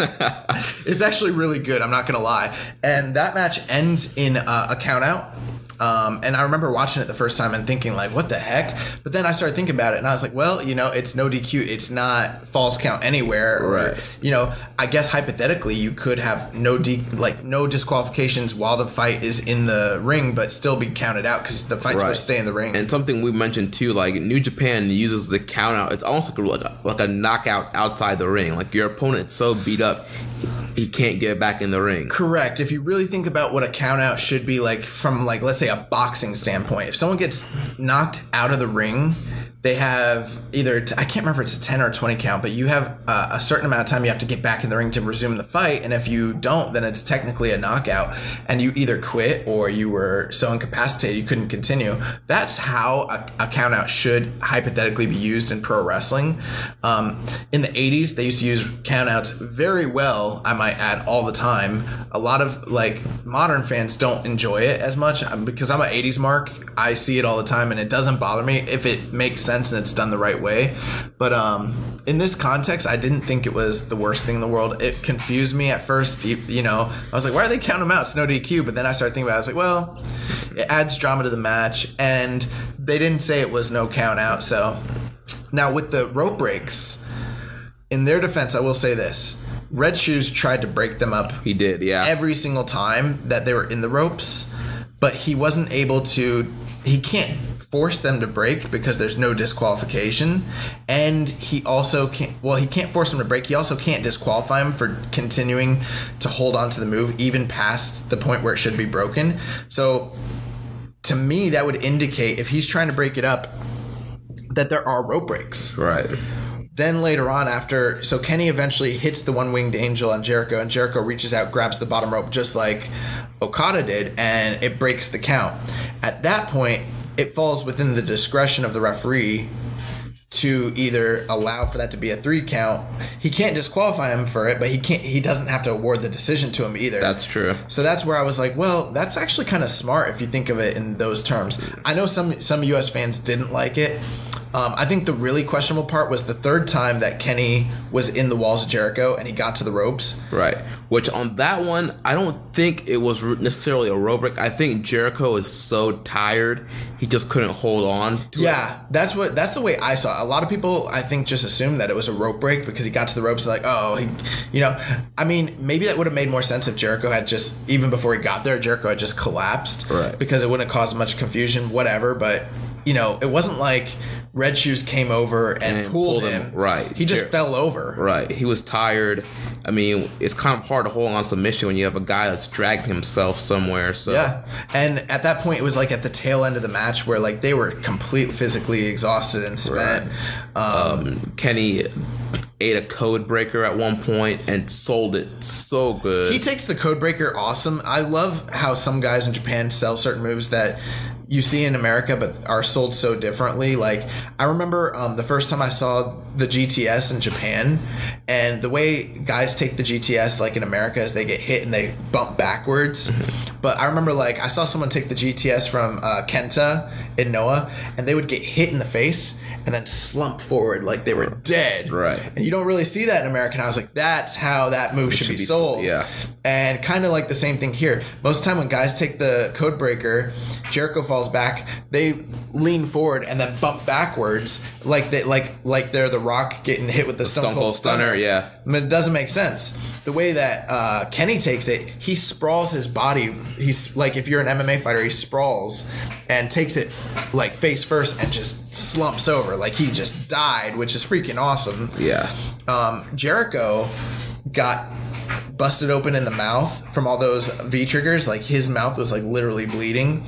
And then talk about the awesome spot when he was trying to go up to the top rope with the table. Oh, yeah. So Jericho was trying to, I believe he was trying to superplex Kenny outside onto the table. Oh, right? yeah. No. I think he was he went up with a chair. Right. Oh, yeah. He went up to the chair. He was going to jump off the top rope of the chair to hit Kenny. But then Kenny ran up and like V-triggered him. Yep. And then he was leaning, and then he ran up again, hit him with the second V-trigger. And he like flew off. He tried to hold on, and then he couldn't, and he flew off into the Japanese table that they set up in the beginning of the match. And that spot was awesome. The table actually broke for once, which was really cool. Right. Jericho Jericho's leg got like cut open from it. He just started bleeding from there. And then he came back in, and I don't know, the tides turned, and at one point Jericho got a near fall. He didn't get it, and then he tried to, like at the very, very end of the match, he tried to go for a lion salt. And while he was trying to go for he put the chair on Kenny. That's right. He put the chair on Kenny. And went for the lion salt, and then Kenny stood up and like hit him with the chair in the back, and he stayed on the rope in perfect position for Kenny to get him up for the one wing angel. And it was like Jericho, his facial expression was like he didn't expect this at all, and then it was like he got hit with the chair and he held on, and it was like he thought he was doing something smart, and he didn't expect the one wing angel to come. And then when he realized, he was like, "Oh crap, I'm in trouble." Kenny was able to move the chair with his foot in right position, and boom, drilled him with the one wing angel on the chair, and got the big victory. 1, 2, 3, and then it was over, and it was a freaking war. That match went with like 25 minutes. No, it went longer than that, and that was the funny thing. It was like. How long was that match? 34 minutes and 36 seconds. It did not feel like it. No, it felt like a 15-minute match. It felt so quick. I mean, I was deeply engaged the whole time, and I liked it a lot the first time, but on the second rewatch, I liked it even more. Same here. What would you rate that one? Okay. I will say this was the best match of the night. This is probably a match of the year contender with the hype, the storyline, everything. For me, and this is just me personally, and I've struggled with this a lot, I'm 4 3/4 on this. I was near 5 stars, and if someone says it's 5 stars, you're probably right. I'm not going to argue with you on it. For me, there's got to be this like next level moment almost to really take it into that upper echelon to say like this is the best match of the year. For me, everything was smart. Everything was worked well. I love this match, but it never got to that. And it was special. Don't get me wrong, but it never got to that level where it was like this is like Cena Punk at like Money in the Bank. It didn't get to that level for me. And I'm in agreement with you here. I also rated it at 4.75. And something that Meltzer always says is like if you have to ask yourself if it's 4.75 or 5, it's probably 4.75. Right. And because Rich was watching with us the second time, and Rich gave it 5 stars. Rich was sold on it immediately. He's like, that's 5 stars. And I had to think about it, and I was thinking about it. I'm like, is it 4.75? I'm like, I'm thinking about it, so I'm leaning towards 4.75. But like you said, literally, it's a quarter difference. Like, it's a matter of opinion, what you like. It might be Jericho's best match ever. Yeah. And if it's not, it's some of the best work that he's done in a match ever, like from character work. I mean, Jericho in New Japan is awesome. The beating up the young boys, he was flicking off the crowd, making fun of the way they taunt for Kenny. Yeah. And then he was so dejected after that loss, the way he just looked just so defeated. And they're trying to carry him out, and he was like letting them, and he pushed the young boys off of him. It was awesome. It was awesome. Yeah. Really great match. Really great. And that takes us to the second main event. Right. I loved how, like, during the build-up for the promos, they're like, dream match, Kenny versus Jericho. And then for the next match, they're like, second main event. The other match. Right.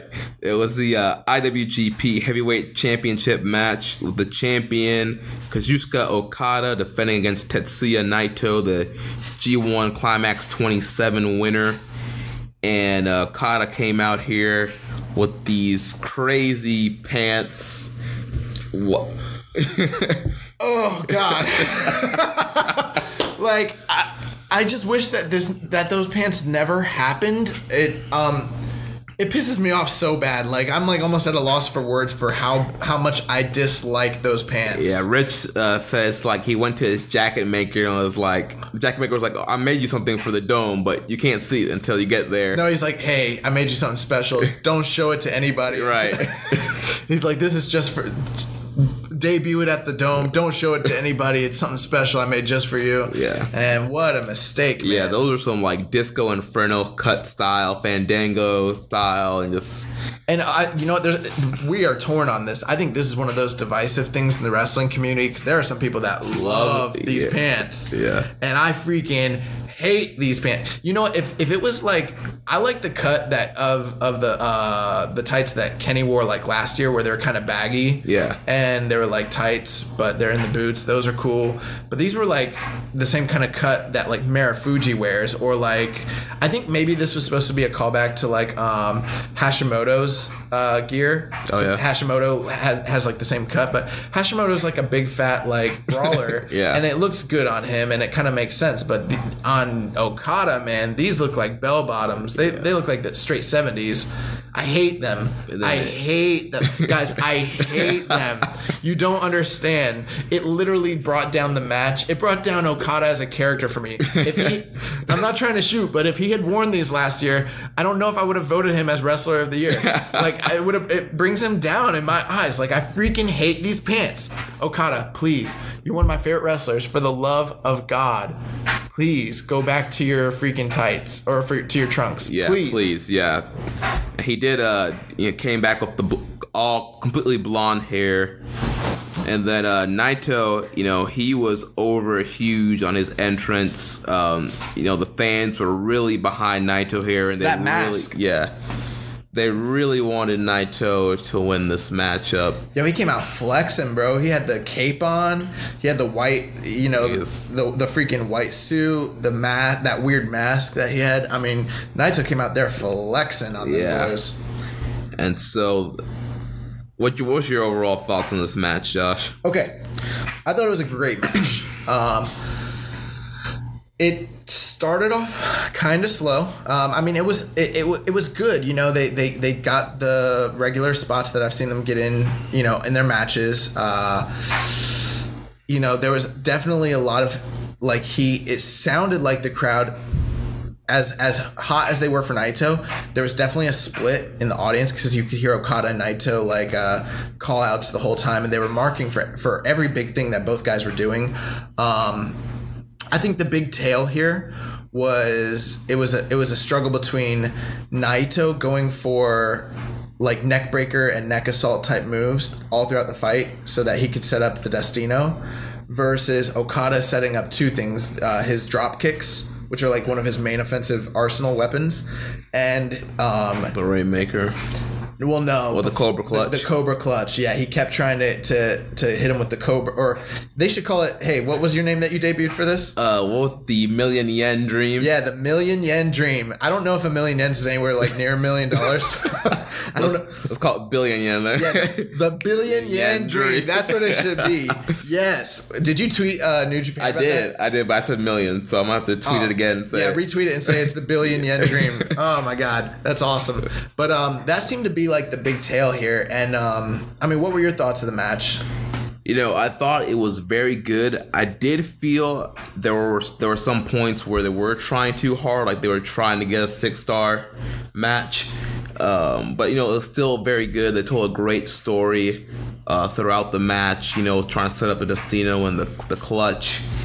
I was very surprised, but at the same time not surprised that Naito lost. I mean, your explanation made 100% complete sense as to why Okada should have won and why he did win. I don't know if Okada should have won. Right. That's what based on my experience with being a fan of New Japan and their booking, and what I think that they have in store for both these guys, that's what seemed to be the direction they're going to go in. Right. And it was just so kind of sad seeing the mistake at the end. Naito hits the Destino, and he's going for a second Destino, and I'm up on my feet. I'm like, yes, I'm gonna be right. Naito's gonna win. Yes. And then Okada reverses it into the jumping, spinning tombstone, hits a Rainmaker, and it was a ball game. Well, he hit him with that first Rainmaker in the middle of the match. As soon as he hit that, because a lot of times in these big matches, New Japan doesn't always fall into this, but lately over the last couple of years, they have fallen into that whole, it's Wrestle Kingdom, so it's similar to like WrestleMania where guys are getting hit with multiple finishers now. They didn't always used to do that, but now it's starting to kind of become the trend. Right. And sometimes in these matches, when one guy hits the first finisher, you can almost say that that's the end of the match. Even if they don't get the pinfall, it's like, well, they went up 1-0 on the finisher scale. They're going to hit the next one, it's going to go back and forth, and then eventually they're going to put the other guy away if it happens that way. And that's how it happened here. He hit him with that first Rainmaker, and I was like, oh, he's going to win the match now. because there's no way he's not going to keep hitting him with Rainmakers. So yeah, he hit him with that first one, and then he got hit with the Destino, and then he kicked out. He ended up coming back, hitting him with like a second Rainmaker, and he kicked out of that. And then they both actually freaking Naito hit him with three Destinos. So he actually went ahead of him, and he tried to, instead of trying to capitalize, I thought with the third Destino it was he was going to pin him. Yeah, he was going to pin him. It was going to be game time, but he was like, no. He tried to do the same thing that like Tanahashi and Okada have done in the past, where like they try to hit him with multiple finishers in the same sequence. I will say this: the match overall was very good.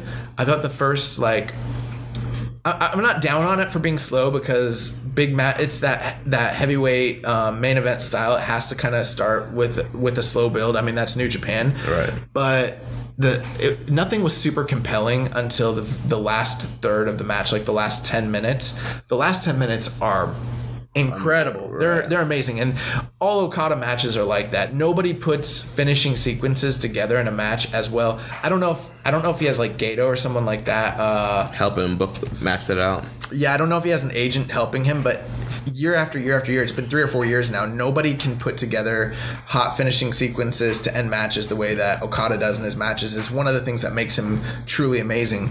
But that finishing sequence was awesome, and then once he hit him with the tombstone and hit him with that final Rainmaker, oh man, you looked so dejected, and I stood up and I was like, yes, I knew it. Because, honestly, I just felt like it was Naito's time. Like, Naito was red hot. Like, I felt like it was his time to put the belt.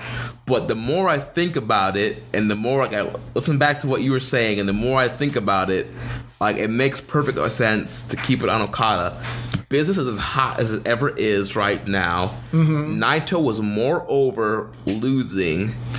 And it looks like the story was Naito just made a mistake. Right. Naito seemed like the whole match that he was on the same level as Okada, and to a certain degree, he just didn't outthink him. Right. And a point you made on the preview show is like Naito is caught up now in he cares too much. He cares about the fans, because the whole thing was like Naito was tranquilo, didn't care about anything. But now that he's over, he cares that he's over with the fans. And, he played to the fans a little bit in like that second Destino. Like, he did like a little arm raise to the fans before he went for it. There's something that's funny that you say that. So when you watch a product like WWE, you see fans do kind of what we're doing. They try to read into the storylines, and with them, it's very open. Like, you don't want to try to interject your own thoughts and opinions on the storyline, because it's so simplistic. It's like, hey, what they want you to know is what's presented in front of you. There's no nuance. There's no like shades of I don't even know what the word is, but there's no subtleness to what they're doing. It's all very obvious and right there out in the open. With New Japan, because so much of the story is told in the ring, there's tons of subtleness. I mean, it is so nuanced sometimes, these storylines. And yeah, they let you know what you want to know with the promos and the builds, but there's so much like little subtle stuff that's like very complex when it comes to New Japan. And if you notice, because I mentioned that in the last time, I was like, hey, he's not throwing the belt anymore. He's starting to play to the crowd. He's caring a lot about this stuff. Once he started breaking out his moveset from when he was the Stardust Genius, it's like is he ungovernable, or is he the Stardust Genius? Yeah. Who is this guy? Because all of a sudden, it's like his Los Ingobernables persona got him here, and it's like he should have gone with what got him to the dance, but it's like he tried to revert back to time and start pulling out the Stardust Genius moveset and maneuvers and mannerisms, and it's like he's still fixated on 4 years ago, and he's still fixated on being that guy, being the what is it, the Showa, or what's the top star? I forget what the Japanese term is, but he's like he always used to say, I'm the top star in New Japan, and he was trying to solidify it that night, and he cared too much about it that night, and it cost him. Exactly. So that's amazing storytelling. It's amazing storytelling, and there's a lot of people on the internet that are upset. That they are pissed, bro. Yeah. I wish I would have put money on this. Because the odds makers were saying the same thing too, and I was like, no, I see it. I see Okada. Yeah, young boy saw the vision that Okada was going to keep it, and I mean, And it's not like Naito suffered because of it. He didn't get buried or anything of that nature. If anything, it felt like it made him bigger afterwards. Right. And I mean, there's a possibility that Okada keeps the belt for another year. Dude, at this point, he's on some Inoki crap right now. He's like Inoki with that NWF title. Like, who's going to beat this guy for the... Like, we haven't seen a title reign in Japan like this since... since Kenta Kobashi in 03 to 05. Like, it's been that long since we've seen that level of title reign. I mean, this is like Samoa Joe and like Daniel Bryan in Ring of Honor. Like, it's that kind of level. It's like Hulk Hogan in WWF. Like we haven't seen a title reign like this in Japan in a long time. Yeah. So they're letting us know that he's the best. And a lot of people are mad about it, but I saw Don Callis mention this. He was like, hey, or maybe it was Kevin Kelly. I think it was Don Callis. He was like, when Tiger Woods was at the top of his game, there was many great players, but there was only one Tiger Woods. You know, same thing when Jordan was at the top of his game. How many like amazing Hall of Famers were there that weren't winning the championship because they had to go up against Jordan. And he kept winning. And the Bulls, and they kept winning. And it's the same thing. These guys are the best wrestlers in the world, but they're going up against the ace, right, the top guy. He's not going to lose at the Tokyo Dome, guys. If you're listening to this, the guy who beats Okada in the Tokyo Dome is going to be the new ace. He's going to be the new ace. He's going to be the top guy. And I think that they got plans for Naito to be a top player for years to come, and he's like going to be one of the top guys. And he'll probably be the guy that beats him for the title, but it wasn't going to be that night. It just wasn't. And I told you guys it wasn't. Right. All right. So let's... Cutting a promo out here. Let's cover like the highlights from New Year's Dash. Well, before we do that, let's do this. Overall, as a show, what were your like final thoughts? And like, you know, because some people are saying like it's a great show, bad show, you know, whatever. What are your like final thoughts on the show? Overall, I thought it was a top to bottom, a very great professional wrestling show. Mm-hmm. Yeah, I did too. I've seen a lot of people that were like, oh, it wasn't as good as the last like 3 Wrestle Kingdoms, so they like said that they're disappointed. Right. Yeah, that makes no sense to me. That makes no sense. I will say it was not on the... I would, and for my opinion, Wrestle Kingdom 11 was better than this year. But I mean, it had a 6-star match on it. Yeah, what was your rating for the main event? Oh, for the main event, after the second time I watched it, I was at 4.5. I'm like lower on it now that I've had time to reflect. I was at 4.5, but I started thinking about it, and I'm like...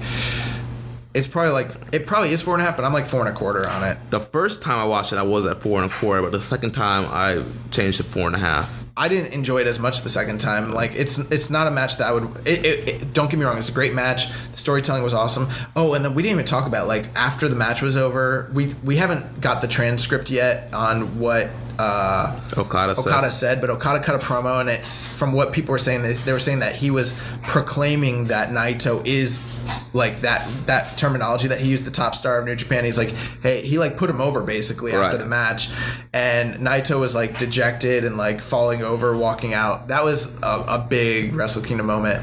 I was like, yeah, like probably like 4.25 for the match quality. The storytelling's amazing. I don't think I'll watch the match again unless like something. Maybe I will just to see the Access presentation of it, but very, very, very good match. Yeah. For me, I thought that this undercard pretty much rivaled. I don't think that since Wrestle Kingdom 9, there's been as good of an undercard for any of the shows. Yeah, the top matches didn't compare to last year's like top 4, but I mean, that's one of the greatest like 4-match lineups you've ever seen in the history of wrestling. You can't get that every single year, and you can't go into wrestling shows expecting 5-star matches every time, because there's only like a handful of matches per year that actually truly are 5-star or, you know, quote unquote better, if that's even a thing. Right. Like, it's unrealistic. I think when you the rating system kind of goes like this: 1 star is like garbage, 2 stars is like underperforming, 3 star is good, 4 is great, and anything over 4 is like real awesome. Is like awesome. Yeah. So I mean, if you're getting multiple 4-star matches and stuff that's close, we had one that was near 5 stars. that's an incredible show. Yeah. Especially since even the stuff that, and it's not all about star ratings, the way that the show flowed, it felt like it was a 6-hour show that felt like it was a 3-hour show. Yeah, it was great. I mean, it's a great show. And the story and the booking made sense, was logical, everything was solid, and it just was like boom, boom, boom, boom. There was nothing to complain about. Yeah. So it's probably still going to end up being the show of the year, no matter what anyone else throws out there. WrestleMania is not going to be anywhere close to this in terms of like enjoyment of a quality wrestling show. This is going to be it, probably. Yeah. All right, so yeah, let's cover the New Year's Dash highlights real quickly. We're going to talk about the angles, the major angles that happened. If you want to see the match results, you can look those up. But the first angle that happened after a 10-man tag between the Bullet Club and Taguchi Japan. At the end of the match, Cody submitted Finlay, and then post-match, Cody just goes crazy and starts attacking Ibushi, and it's getting ready to hit him with a chair. Kenny Omega comes out, his former tag partner from the Golden Lovers, runs out, makes the save, and then Cody and Omega get into a shoving contest, and Omega tells Cody, "I'm the leader of the Bullet Club." Yeah, so this was a really eye-opening moment because they teased dissension between Cody and Kenny last year, and even prior to that, they were teasing the dissension between Adam Cole and Kenny earlier in the year. Right. So there's been some like division going on with the Bullet Club for a little while here, and I was surprised because I didn't think they were going to continue the storyline between between Ibushi and Cody beyond this, but it seems like maybe they will be. Right. And Kenny plays into it somehow. Right. It's going to come to a point like, Kenny, do you care about your friend Ibushi or do you care about the Bullet Club? Yeah, and you know what? They hadn't really been playing up over the years that him and Ibushi were really friends or anything like that. There's been no on-screen stuff or even like any social media stuff that indicates. I mean, granted, everyone knows that they really are like lifelong friends, and maybe even other stuff too. But I mean, he turned on him to join the Bullet Club and all that. Actually, I don't even know if he turned on him. I think they had that big blow-off match in DDT a few years ago, and since then in kayfabe, they haven't really had an open public friendship in wrestling. So the fact that he came out and saved him was kind of like mind-boggling, and I'm like, where is this really going to lead? That was really surprising. And then what happened after? So after that, Kenny, he came out with a Bullet Club t-shirt, grabbed the mic, and he was saying, he's tired of the infighting in Bullet Club, and says that they need to be unified, and that he had a solution to help make the group stronger. And he calls out Switchblade Jay White and offers Switchblade the Bullet Club shirt and to join the club. Switchblade puts the shirt on. He offered it too sweet, but Kenny's like, no, we don't do that anymore, and gave him a hug. And then Jay White turned the hug into the Blade Runner and took the shirt off and threw the shirt back at Chase Owens, and Takahashi came out. Yeah, he got out of there before they came in. Yeah, he threw the shirt right at Chase Owens. This was DDP pulling the diamond cutter on Scott Hall in WCW in 1997, or I think it was 98. Really cool moment. I mean, like, because it really did seem for a moment there like they were adding him. Yeah, the first time I watched it, I was like, oh wow, that will help Jay White, put him in the Bullet Club. But as we saw yesterday, Jay White is actually signed with the Chaos faction, Okada's Chaos faction. Yeah, so there was some cool things about it where, like, Kenny was pointing out, he was like, there's been dissension amongst our ranks. We're not a team. We haven't been a team for a long time. He's like, we need to unify the Bullet Club once again and get everybody on the same page. And there's been issues between him and like Tama Tonga as well. Like during the G1 last year there was, and even like on screen during like the tag tournament, there seems to be a disconnect between like the original Bullet Club members and their family, like all the Tongan guys, and then the Western guys over in America that are in Ring of Honor doing their thing. It's like they're two totally different groups almost at this point. And Kenny kind of like recognizing that and pointing it out in storyline is very interesting. And then then when he was like, we're going to bring in a new member, that's going to bring cohesiveness. Yeah, like, no. Like, it doesn't make sense at all. Right, like, you guys kind of need to cut some guys. Yeah, you probably need to tighten things up a bit, because when the Bullet Club started, there was just 4 members. Then they added 3 members, and that was like their strongest group they ever had, really, was when it was like just 7 guys. Now it's, how many people are in the Bullet Club? Like 10, 12? Like, yeah, it's huge, because, I mean, you have the Bucks, Omega, Cody, Takahashi, Hangman Page, Tama Tonga, Tangaloa, Bad Luck Fale, Chase Owens, Leo Tonga, Yujiro Takahashi. That's like 12 guys. Randy Rhodes, 13. Tokyo Latina. Yeah, and they've had other guys too at different points, like Bone Soldier. Yeah, Jeff Jarrett was. They've had a lot of and Adam Cole was in there. Yeah, Adam Cole. Yeah, they've been up to like 14 or 15. This is straight NWO territory at this point. So it wouldn't have made sense to bring him in to really strengthen them. Although I saw a lot of fans predicting this. Marty Scurll. Marty Scurll. Yeah. So I mean, they got a ton of guys right now, and there's a lot of people that were predicting that this was going to happen. And so for them to pull the swerve and for him to take out Kenny was really awesome. I listened to the interview, and actually I'm surprised. You have to, if you guys want to listen to the interview, you'll have to find a link for it. I think they have it on New Japan World, but it's not on their it's not on the YouTube site yet. So it's actually difficult to find, but it's out there on the internet. You can find it. It's basically, they did a press conference with Jay White and Okada came out, and we'll talk about what Okada talked about here in a moment when we go to his storyline. But Jay White started, when he came out, he basically announced that he's the newest member of Chaos, which is really, really cool. But his character work and his comments were really, really cool. He started saying that he's here to change New Japan entirely, and he said that the reason that he's like, I've observed what goes on in wrestling, and what I've seen is that when you have potential, people of power can witness the potential in you, but if you really have potential, then you can witness the power that they have. He's like, and I see the power that Kenny has over the guys in his club and the people in wrestling, and he's like, and that's his weakness, because he thinks that he's all powerful, and he's not.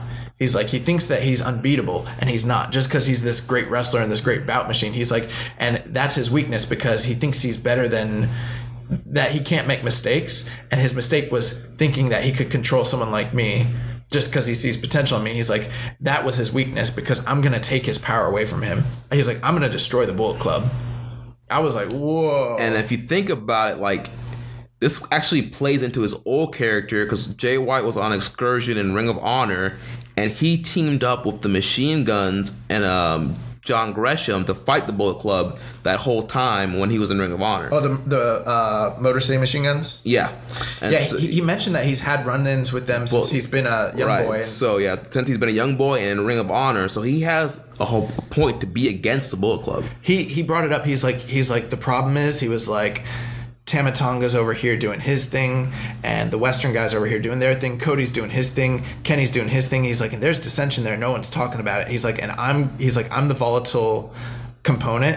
He's like, they try to bring me in there. He's like, but all I got to do is just push him here, here, and here, and it's over. Right. And he's literally saying he's going to break up the Bullet Club. And something else he mentioned, like, he's like, no, there's not enough infighting between stable members. He's like, why isn't any Bullet Club member challenging Kenny for the U.S. title? Yeah, that was really cool, because he started to do 2 things. One, he's challenging the status quo in New Japan, where he's like, hey, listen, you got all these guys on their own on teams, and he was like, and when a team has a guy that has a title, no one else in the team wants to go after that title. He's like, why? So all of a sudden it's like, whoa, this like tradition where guys that are on the same teams won't go after each other's titles. It's about to change. He's trying to change that. But then he's also kind of punking out. He was like, Kenny's got the U.S. title. He's like, why won't Tama go after it? Why won't Fale go after it? He's like, Hangman Page. He's like, all these guys. He was like Cody. He's like, all these guys they feel like it's so important to be part of a group, quote unquote. But Kenny thinks he's the leader, and they just do whatever Kenny tells them. And I'm like, oh, snap. Yeah. He's like, and he was just dropping bombs this whole press conference. Yeah, he was like, you guys are his little lapdogs. He's like, and you should be going after his title. And all of a sudden I'm like, oh, he's sowing a bunch of seeds of dissension in the ranks there, and there's already rifts that are present. So this is something that I'm like, man, this could be a big year for the Bullet Club. I don't really know how it's going to play out. I do assume at some point things are going to break up. But yeah, I'm saying it right now. I feel like by the end of 2018, the Bullet Club will split up somehow. Yeah, I assume the Bullet Club, and I could be wrong, but they need to maybe to some degree exist because the merchandise sales are so hot. So the group is maybe at one of its weakest points it's ever been at. Even though the characters that are in it are super over and experiencing amazing career renaissances and high points, as a group, as a faction, they're not. They really haven't been the same ever since Prince Devitt left. They definitely became a totally different type of group when AJ came in, but they still were kind of like the Bullet Club. Once they got rid of AJ and the Elite became a thing, they've never been the same. Like they Suzuki Gun kind of took that place of being the top heel faction. Right. They're just like a cool faction now, guys, and so but at the same time, they're making more money than they've ever made with this brand. So it's like, why would you want to kill the brand when they're making more money off of it than they ever have? And I mean, who doesn't want to be part of that brand if you can license it and make as much money as they are? Which is part of the reason, because they were planning to end the Bullet Club after AJ left, and they were just going to do the Elite with Kenny and the Bucks, but then the merch just kept going up and up. So like, wait, we can't end this now. I mean, you've said that you think that maybe the Tongan guys will go off and do their own thing, and I could see that happening, but at the same time, it's like, what? I mean, they could, but I'm like, dang, like Tama and freaking Fale are the original Bullet Club members. Like, they should be. But Tama's almost at this point where he doesn't need the Bullet Club at this point. He's ready to go off on his own and do something. And I mean, Fale's Fale. He's going to be fine no matter who he's with or whatever he's doing. So they could break up, but really interesting. And then the other thing with Jay White was he started to call out Okada during the press conference, and he made it very clear. He's like, hey, this arrangement that we have is just that. He's like, I'm only part of this group because I realize, A, I can't beat the Bullet Club on my own, and B, like, I need an alliance. But he's like, ultimately, this alliance is just a temporary thing to benefit me. And he was like, there will be a day that you and I will wrestle because you're one of the best in the world, and he's like, and you're underestimating me and you don't know what I'm capable of. He's like, and I don't even care if it's worth for your belt or not. You and I, we got heat, basically. And then Okada said, you're not mature enough to wrestle me right now. Yeah, Okada, it was like Okada heard him and understood what he was saying, and Okada was like, well, usually like stablemates don't wrestle until like G1. That's the only time. And he's like, but I guess in theory, he was like, in theory, it could happen. I don't think he's ready for things to change the way, like, Jay White is like, I want to change New Japan and turn it into this, like, really competitive, like, you always hear Vince McMahon talk about, like, the Attitude Era where everyone was trying to be the top guy. Right. It's like Jay White's coming here. He's like, why isn't everyone trying to be the top guy? Why is everyone trying to get along? And he was like, this needs to be the most competitive freaking company in the world. And I'm like, heck yeah, I'm all let's go, Sling Blade. I'm all Switchblade. Dang it, I did it again. I'm all about that. Like, let's go. So that was pretty tight. Yeah. And so the next big thing that happened on New Year's Dash, you had the rematch for the Never Six-Man titles. Fale, Tonga, and Tangaroa challenging Beretta, Ishii, and Yano. And the Tongan guys ended up getting back their six-man titles. They had the same finishing sequence where Beretta reversed the gun stun into a backslide and then went for the Dude Buster, but then Tama was able to roll out and hit the gun stun. So Fale, Tama Tonga, Tangaroa are your new Never Six-Man champs. Then next we had a 10-man tag with Suzuki Gun against Tanahashi, Elgin, and War Machine. Actually, it was an 8-man tag. Sorry about that. And we had Killer Elite Squad hit the Killer Bomb on Hanson. And then post-match, they jobbed them boys out, and they're out of there. Yeah, so Elgin and War Machine, they're out of here. And then post-match, Suzuki shows how frustrated he was from having to have his head shaved. Yeah, he came out with his head shaved, and he was pissed. And he beat the crap out of Tanahashi and worked Tanahashi's leg over. Yeah, he kept hitting him with the chair. And then he actually sneak attacked Tanahashi during the match and started to attack his leg, and then kept doing it after the match, which plays into the injury storyline. And if you guys remember last year, Suzuki Gun made their return and attacked Okada, and then we got that New Beginning match, and it was the ultimate body part match. I mean, but he really like killed Okada's leg to where it was very believable that he could have beat Okada that night. Nobody in New Japan knows how to work a body like part like the way that Suzuki does, and nobody has that legitimate background to where it's like they seem to have that knowledge, like that. Like, this guy's a shooter. Like, he can, except for maybe like Zack Sabre Jr. is the only other guy I can think of. Right. Where it's like, dang, he could destroy a guy's body part. And there's a target on Tanahashi with that leg. Right. And that's the storyline. And Suzuki picked up the Intercontinental title, so we can assume that Suzuki will be the next challenger for the Intercontinental title, probably at one of the 3 New Beginning shows coming up. Yeah, he got on the mic and said that the IC title is his future, basically, or that like it's his destiny. So he's planning to take the IC title from Tanahashi, which is, I don't know. I'm optimistic. I hope that should be a good program. When it's all said and done. Right. And then the main event of the night, you had LIJ in it's a 10-man tag. LIJ taking on the Chaos team of Gedo, Goto, Okada, Ospreay, and Yoshihashi. LIJ showed what a great faction they were in this match. Came down to Naito hitting the Destino on Yoshihashi, getting the win. They're the most cohesive team in New Japan right now when it comes to multi-man matches and team chemistry. LIJ is the top team. They're the top guys. And then, so after the match, LIJ beats down Okada. And Sonata puts the skull end on Okada. Takahashi hit Ospreay with the time bomb too. Right. Yeah. So we can assume that Takahashi will be challenging Ospreay at some point. But there's another little wrinkle in there. Evil dropped Goto with the Darkness Falls too. Right. So, and he's the never champion. Right. So Goto, Goto will be defending against Evil probably. And then, so Sonata put the skull in on Okada. And so it came out that Sonata wants to challenge Okada for the world title, and Okada accepted as long as Sonata gave him a tag title shot, and Goto will be his partner, which makes even more sense for why Goto would defend the Never title against Evil. Yeah, so we're getting 3 different shows for New Beginning, 2 of them in Sapporo, and then the other one's in, Nagata? I think it's Osaka. Or Osaka, okay. And so the Sapporo shows are a 2-night affair, and then the one in Osaka is 1 night. So I'm assuming that, and they haven't announced anything yet, but based on what we're seeing, there's probably going to be 1 night where we get the tag team title match of Goto and Okada against LIJ for the tag titles. That will probably main event one of the shows. Right. And then you'll probably get a night where probably the next night, you'll get, or one of the other shows, you'll get Okada versus Sonata as the main event. Goto versus probably on the Evil, same night. the same show, yeah. Yeah, and then tell us what happened after LIJ. Yes, so after they took out Okada, Naito gets on the mic to cut the traditional show closing promo.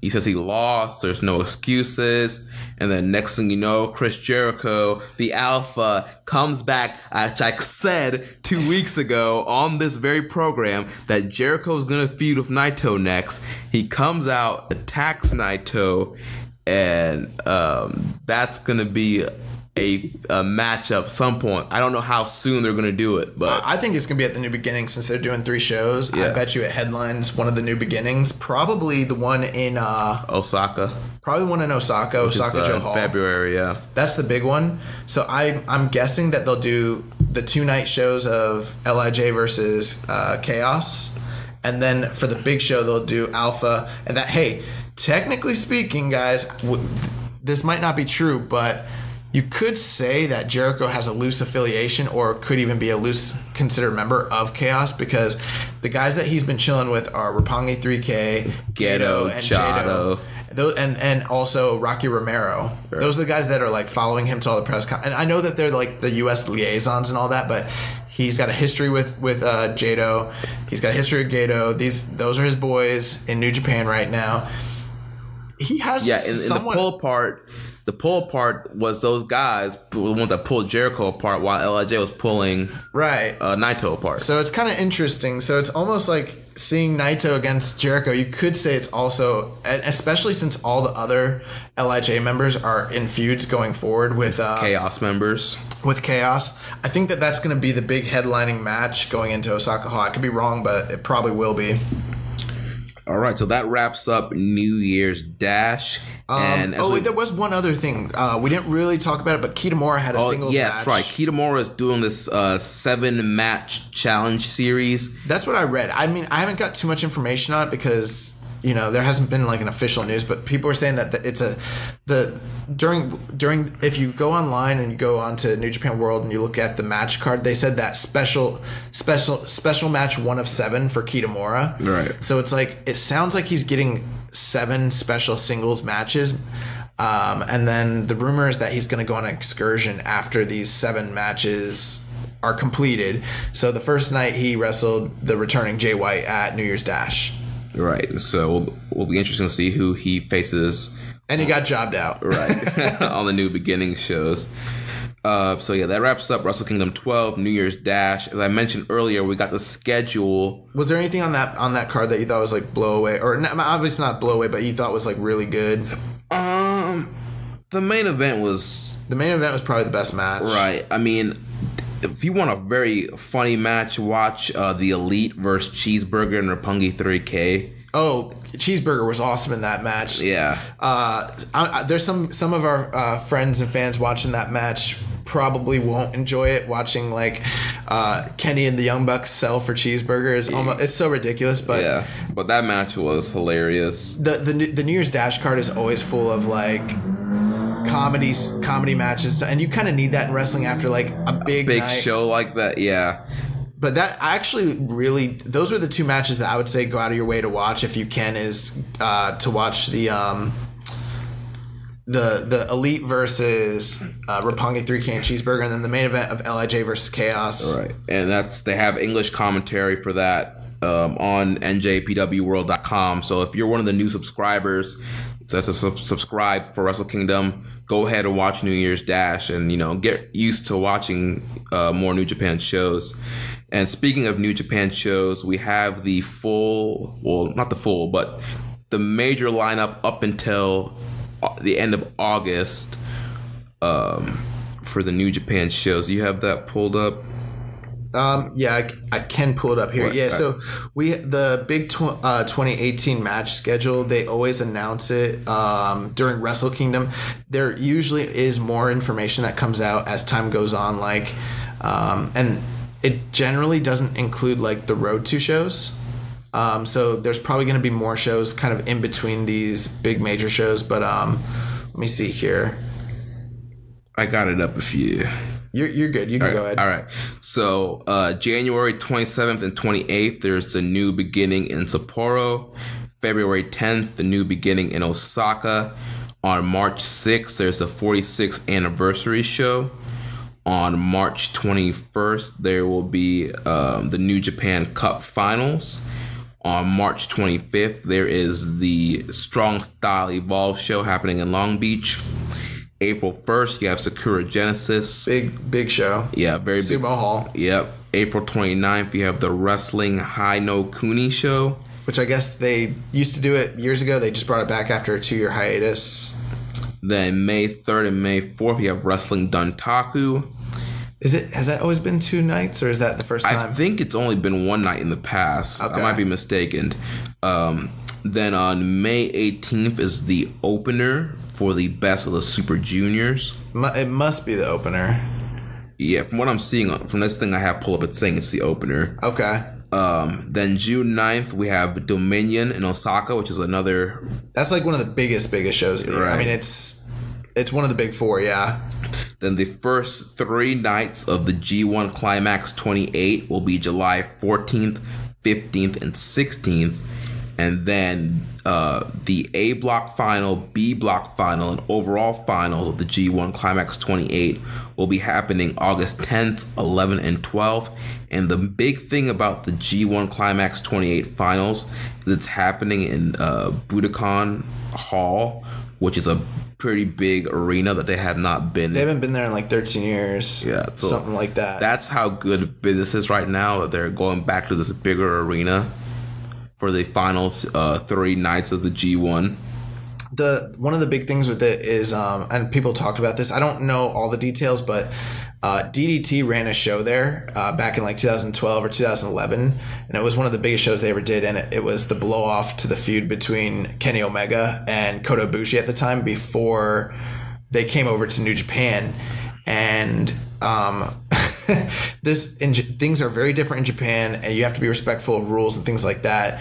In the past, New Japan has had times where they've been kicked out of different arenas. Well, on this particular night in question, Kota Ibushi did a what was it? He did a moonsault off the balcony. Yeah.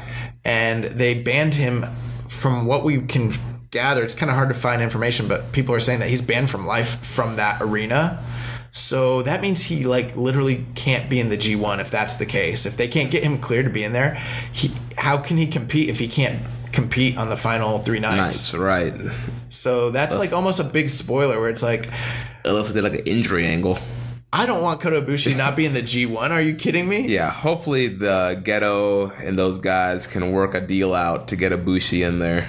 Yeah, so we'll see what happens with that going forward. But that is a really, really stacked. I mean, it's awesome to kind of have an idea of where we're going with August. I think they're doing more shows, or they've announced more shows than they normally do.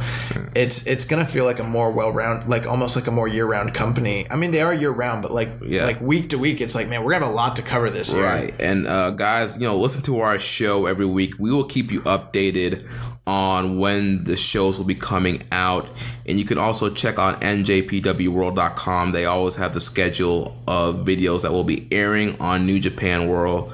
Like I was on there earlier, and there are going to be Road to shows before the new beginning in Osaka. Also, coming up soon, there's going to be the Fantastica Mania show, which is a collaboration with CMLL. Those are 3 shows that are happening before New Beginning in Sapporo. So be on the lookout for those. We'll be covering those shows on this broadcast. Yeah, they'll be fun. Yeah. They were fun last year. I mean, there's never anything. There's always like maybe 1 or 2 matches that are like pretty great, but nothing. Right. Which is why they're not listed on this big match lineup. Yeah, this big card lineup. And they're technically, even though they're like quote unquote canon, they don't really further or progress the storylines in New Japan hardly at all. Or maybe sometimes they do a little bit, but very rarely. I mean, there's not much that's going to be, if you didn't tune into them, whatever. But if you're a fan of Lucha, or you want to see guys from CMLL that you're not familiar with, like Hechicero, or like, I don't know, Dragon Lee, Teton, Ultimo Guerrero. Yeah, they're going to have a lot of those guys. Barbaro Cavanero, that's my favorite guy from CMLL. He's freaking awesome. So I mean, that's going to be good. Yeah, did you have anything else? Yeah, so I mean, there's quite a few different things we should probably talk about. One of them is, we talked about it last week, that there was going to be a video game announcement. Right, yeah. So Jeremy, tell us what they kind of dropped on us, basically. Right, so on January 3rd, there was the Wrestle Kingdom Fan Fest, and they made the announcement that there will be New Japan wrestlers in the upcoming Fire Pro Wrestling game that's coming out on PS4 sometime this year. So it's not a standalone New Japan game. You're just going to have guys like Naito, Omega, Okada, Tanahashi in as playable characters in the Fire Pro Wrestling game. I'm assuming they're going to have the full roster. Right. Because the truth is they already have the full roster. I mean, the entire roster of New Japan guys is in the Fire Pro game. I mean, Fire Pro has literally hundreds and hundreds of wrestlers from around the world in it. They just changed the name, changed the attire and color scheme a little bit. So these guys already existed. I mean, the logic. I mean, if you've never played Fire Pro, they actually have computer logic and move sets that match the actual, how the real wrestlers actually behave. It's pretty, for a 2D fighter, it's pretty crazy. But at this point now, they're just updating it to where it's the actual wrestlers. They're going to have the actual New Japan arenas. And one of the cool things is they're actually going to have a story mode this year, where a lot of the Fire Pros in the past haven't had a story mode. They're actually going to have the titles from New Japan, and they're adding different features that weren't there before. I was a little disappointed with this announcement, because I want the full standalone New Japan game. Yeah, but I mean, for it's better than this being some sort of crappy mobile fighter. Right. So, I mean, it should be pretty cool. I mean, hopefully I'll have a PS4 by the time this comes out and I can actually enjoy the game myself, but that was really exciting. I mean, we thought it was going to be something else, and I mean, I'm pleasantly surprised that New Japan or Fire Pro World is going to feature New Japan, and going forward, if that series continues, I mean, it probably opens the door for more like collaborations with New Japan. So, really, really cool stuff. In other news, we've got a little bit an update. After Wrestle Kingdom, Dave Meltzer of Wrestling Observer Radio basically came out earlier today, and he said that the Wrestle Kingdom 12 subscriptions to New Japan World, that they skyrocketed, that within just 24 hours they went from having a user count of 70,000 to 95,000 subscribers. So they increased by literally 25,000. That's crazy. That is crazy. That's a 35% increase in a 24-hour period for the show. I don't know that WrestleMania does numbers like a number increase like that when they, have I know these are always cyclical. I'm sure these numbers will go down between now and next year, but that's a huge increase. That just shows you how much interest was there for these two dream matches and for this card overall. I mean, that's last year they did they increased by 10,000, and so they actually increased by another 25,000 this year. That's freaking amazing. Yeah, that's awesome. What about the you have the attendance number? I don't have the official attendance numbers, but it was something like close to like 34,000 paid. Yeah. But overall, there was like 43,000 people in the building. They're considering it a sellout for the show, considering the way that they'd set it up with the stage and the available seats. They're calling it a near sellout. It was the most people they've had in like 15 years, essentially, in the show. I think for Wrestle Kingdom 6 or 7, they had more paid attendance, so they didn't outdo that number, but they actually had more physical people in the building. And some people are like, well, how can they have almost 10,000 unpaid people in the building? From what I understand, because of the sponsorships that they have and the partnerships with different sponsors and like media, it's normal for them to have that level of unpaid people in attendance because of the sponsorships. Right. And it's almost kind of like what WWE does sometimes, where they paper shows. Like they'll go out and give people free tickets just so they can get the attendance number up. I don't know if it's so much like I would consider it like papering, but yeah, I think like because of their alliances with different sponsorships. I mean, I don't know. I'm not saying it's the same, but it's kind of that concept of like, how can there be unpaid people? And I've been to UFC show. I know UFC does the same thing with like Fox, because I've been to a UFC show where I went for free because I had a connect, and Fox has comped tickets. You know what I'm saying? You know what I mean? So, right, yeah. Because Fox is their sponsor. So that's the same thing. If you have sponsors and you're a big company like that, you're going to have people that are comped coming to the show. I don't think it's so much like they're going on the street like trying to convince people to come in by papering it. But I know what you're saying. I'm just, I think that the bottom line is for New Japan, this was considered an extremely successful event for them. So that's pretty awesome. So we got those numbers. Some other news. For those of you that might be thinking about attending New Japan's next U.S. event, Strong Style Evolved, on the date March 25th. March 25th. The tickets officially are going to go on sale on January 29th at 1 p.m. Eastern Time, 10 a.m. Pacific Standard Time. They announced that basically what the ticket prices are going to be. So if you want to sit like on the floor, for rows 1 through 4, it's going to be a $200 price tag. For rows 5 through 12, it's going to be $150. If you're going to stand in the stadiums, which I guess are bleachers, for the first 7 rows, it's $100. Rows 8 through 14 is $80, and for the last 15 through 24, it's $50. Last year, they sold out that show in Long Beach within minutes. Right. So I'm assuming there's a good possibility that this show will sell out very quickly. Yeah, they are in a bigger building, but I'm still expecting a very fast sellout. Yeah, so, but I mean, those are the details there. And if you want to, look up buy the tickets or whatever, you can go online, New Japan, NJPW1972.com. And you can get your, all the information. I don't know who the ticket provider is for that, but January 29th, so at the end of the month, these tickets are going on sale. So you'll probably have to act really quickly if you want a chance to do that. Couple other things. So there was some news that basically just recently came out.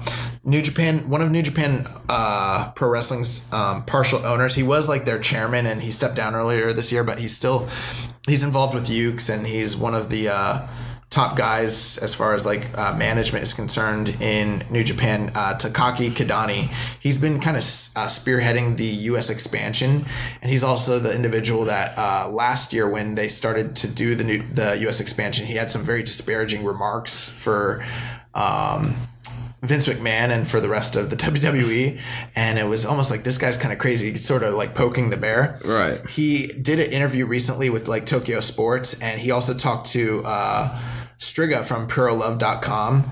Oh, no. They provided the translation, but he said that they're going to continue to try to fill out the Tokyo Dome, and they actually plan next year to increase the seating arrangement so that they can put more people in the outfield. And he feels like right now what they need is more Japanese stars and a heavyweight star in his 20s. So they're looking towards the next guy, which they don't feel like they have right now. But he did say that right now the fan base is rising and sales have been extremely up in 2018. And so that they have more money now to pay more wrestlers. And so they're looking to bring in more wrestlers who have had a relationship with WWE in the past, he said. He said that they plan to do this until WWE kind of decides to play nice with them. And so he said that bringing in Jericho had a positive impact on the company's bottom line and overseas exposure. And they already have him lined up to face Tetsuya Naito. So that he said that he remembers basically back in 2012 they had 1,890 members in their official New Japan fan club, and that figure right now is at 12,000. Wow. Yeah, so the base of their fan base has gone up extremely, and he said that he almost he's almost threatening that they're going to keep poaching ex WWE guys until WWE basically says, yeah, we'll partner with you.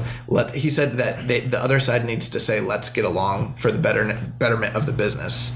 So this dude thinks that WWE at some point is going to basically, instead of trying to compete with them, say, you're over there, we're over here, let's get along, let's do talent exchanges. That's what he wants. Right. I don't think that'll happen under Vince McMahon's watch, but I could see Triple H working with New Japan if he had control of WWE. Heck, maybe with the NXT thing, maybe he can, with NXT could work with New Japan, and you could have guys doing their excursions in NXT. I thought about that before, and then it could happen. And maybe Triple H decides to send NXT guys over there. Essentially, though, I mean, that's a really bold thing that this guy has said, that he wants to try to work with WWE. A year ago, he was talking about wanting to compete with them and start something in America to really challenge them. And now he's kind of changed his tune a little bit and said, I think bringing in Jericho changed their perception. Wow, these US guys, because it's funny because WWE this past year, and again, we're not a WWE podcast, but they tried to put over a guy who nationalistically, was Indian, and they wanted to break into an Indian market, but there was no market to break into. New Japan did the opposite way. They're this guy's over in a market that we have no exposure in. Let's bring him over so we can gain more eyes in an established market. It almost seems like WWE would be smart. They had Ibushi before. They couldn't sign him, but they've got Asuka, and they got freaking Nakamura, and they got Kenta. These are some of the biggest names in pro wrestling, modern history. Don't you think it would have been smart for them to actually establish them? And what were the chances that they could have possibly gained viewership over in Japan the way that they're starting to pull it over from North America? You know what I'm saying? Right. So this is very, very smart of them to basically say, we can get more eyes on our product if we take the fans who are already watching a inferior product bring some of those stars over and get them exposed and hooked into what we were doing. We saw it this past Wrestle Kingdom. How many people went out and watched Wrestle Kingdom because of the hype of Jericho? Right. You have people signing up for New Japan World. You have people signing up to get access. I mean, like you said, man, there's 25,000 new subscribers. Like, people are getting hooked on this product. Yeah, I saw a lot of people that basically were saying that they're like, I've never watched New Japan, but I want to see it because everyone's talking about it, and the hype for it was like that real. And if they can like keep bringing over, like, I'm not saying that the answer to New Japan, I love New Japan, and I think it's an awesome Japanese product, and I don't want to see it get westernized. That's not like what we're about. I'm not like sitting here being like, yeah, let's turn it into WWE. Right. Like, yeah. No, you don't need to do that. But the fact of the matter is, if there are certain guys that you can bring over and who are like incredible talents and get more exposure, and maybe you utilize them the right way so that you can put over guys like Okada and Naito and really build up your brand, like, why wouldn't you do that? Or like another thing too, I talked to Rich about this, like, why couldn't a talent exchange work? You got guys like, for instance, Seth Rollins, who, yeah, he's gone away because of injury, but look how stale this guy is right now. And this was someone who seemed like he was going to be one of the biggest stars in the company. Like 2 years ago, he was like the focal point of the company, and he's like overexposed. What if you sent him away to Japan for a year? And how would that be bad for them? I mean, he could go over there, get just like what they're doing at Jericho, get bigger, get new, fresh matches, and when he comes back, it's a big deal. Yeah, he's a brand new star. That's why I'm like, dude, you're on two different sides of the world. This wouldn't do anything but benefit your company to work with another top promotion. I mean, it's New Japan, you know, like, work with them, man. Like, your company, the ratings are sucking. Like, this is something that could be beneficial to all parties. Right. I don't think it'll happen, but that would be freaking awesome. Well, hopefully something will work out in the future. I guess the last two things, just real quick to kind of make mention of. Jeff Cobb actually just did a interview on WrestlingInc.com where he talked about like his upcoming shows with like MLW, which is here in Orlando. We wanted to go to it, but I'm not gonna be able to get off work to be able to go see that. But he talked about the New Japan Cup, and then he brought up the Michael Elgin controversy. Mm-hmm. And they kind of asked him about like we touched on it earlier, you know, a couple shows ago, but he said basically this is what Cobb said. He's like, you know what, those kinds of things, I try not to get involved in that. He's talking about the tweets. He's like, wrestling, you know, even though you're not a wrestler yourself, you've heard all the negativity of being a part of pro wrestling. He's like, there's so much negativity in it, just takes a toll on you. He's like, in my opinion, you really can't please everyone. He's like, and if someone doesn't like you, it's not really a problem. I don't really care because I'm not losing sleep over it. And in fact, I turned that situation into a t-shirt and I made a bunch of money off of it. He's like, so I just kind of take stuff like that in stride. And he's like, I'm Hawaiian, I just try to stay like laid back. And he said like in the future he doesn't really see himself teaming with Elgin again because he's already teamed up with Matt Riddle, and because there's similarity in their styles and their personalities, that's kind of where he's going from there. So I don't know if we're gonna see him coming back into New Japan, but you know, he said that like he wanted to go back to New Japan, but there was like some scheduling issues, but essentially he's open to it. So hopefully we see him back, but that was like just... Dude, I would love to see Jeff Cobb in the G1. Yeah, I think he would do awesome in the G1. Like, and there's going to be some G1 spots open this year because Nagata's not going to be in the G1 this year. I want to see Cody in the G1. Yeah, same here. I think he needs to be in it this year. I think now that he's not the ROH champion, I think Ring of Honor would let him be in the G1 because they won't be concerned about him getting beat. Something else that kind of popped up on our timeline, it's been known for a little bit, but I don't see a lot of people talking about it. Tetsuya Naito is actually going to be doing a tour here in the U.S. In February. He's done other tours, you know, abroad before, like in Europe, and he obviously Mexico, and he's worked in the U.S. with Ring of Honor, but he's never worked independent shows before. So it's kind of interesting. He's going to be in February on the 16th. He's going to be in Dayton, Ohio for Pro Wrestling Revolver. They haven't announced who he's wrestling yet, but he's doing a show there. And then he's going to be in Chicago for AAW the next day on February 17th. He's going to be wrestling Sami Callihan. He'll also be doing a autograph signing at the Pro Wrestling Tees store that day. And then on the 18th, he's going to be wrestling for Glory Pro Wrestling in St. Louis for their 1-year anniversary show. He'll be wrestling AR Fox. Nice. Yeah. So, I mean, if you're in any of those areas, that's something really, worth like kind of checking out. I mean, it's Naito. He just headlined the Tokyo Dome. That pretty much wraps up all the news for me. Did you have any final thoughts or anything, Jeremy? No, it's going to wrap it up. Thank you for everybody for listening and supporting our show and the New Japan product. For all you new subscribers to New Japan World, listen to our show and we will guide you on all the upcoming shows that are coming up. So make sure you follow us on Twitter at KI Strong Style. You can follow me at Jeremy L. Donovan. You can follow the Social Suplex brand at Social Suplex. Don't forget about our t-shirt contest that you can leave a rating and review and be entered to win a wrestling t-shirt of your choice. And make sure you check out all the other shows on our network, One Nation Radio, the SMC podcast, and the Ricky and Clive Wrestling Show. And next week's episode, we will be announcing the winners of the Keeping It Strong Style 2017 New Japan Awards. So that will be a very fun show. Thank you all for voting in that show. Until next time, goodbye and good night. Bang!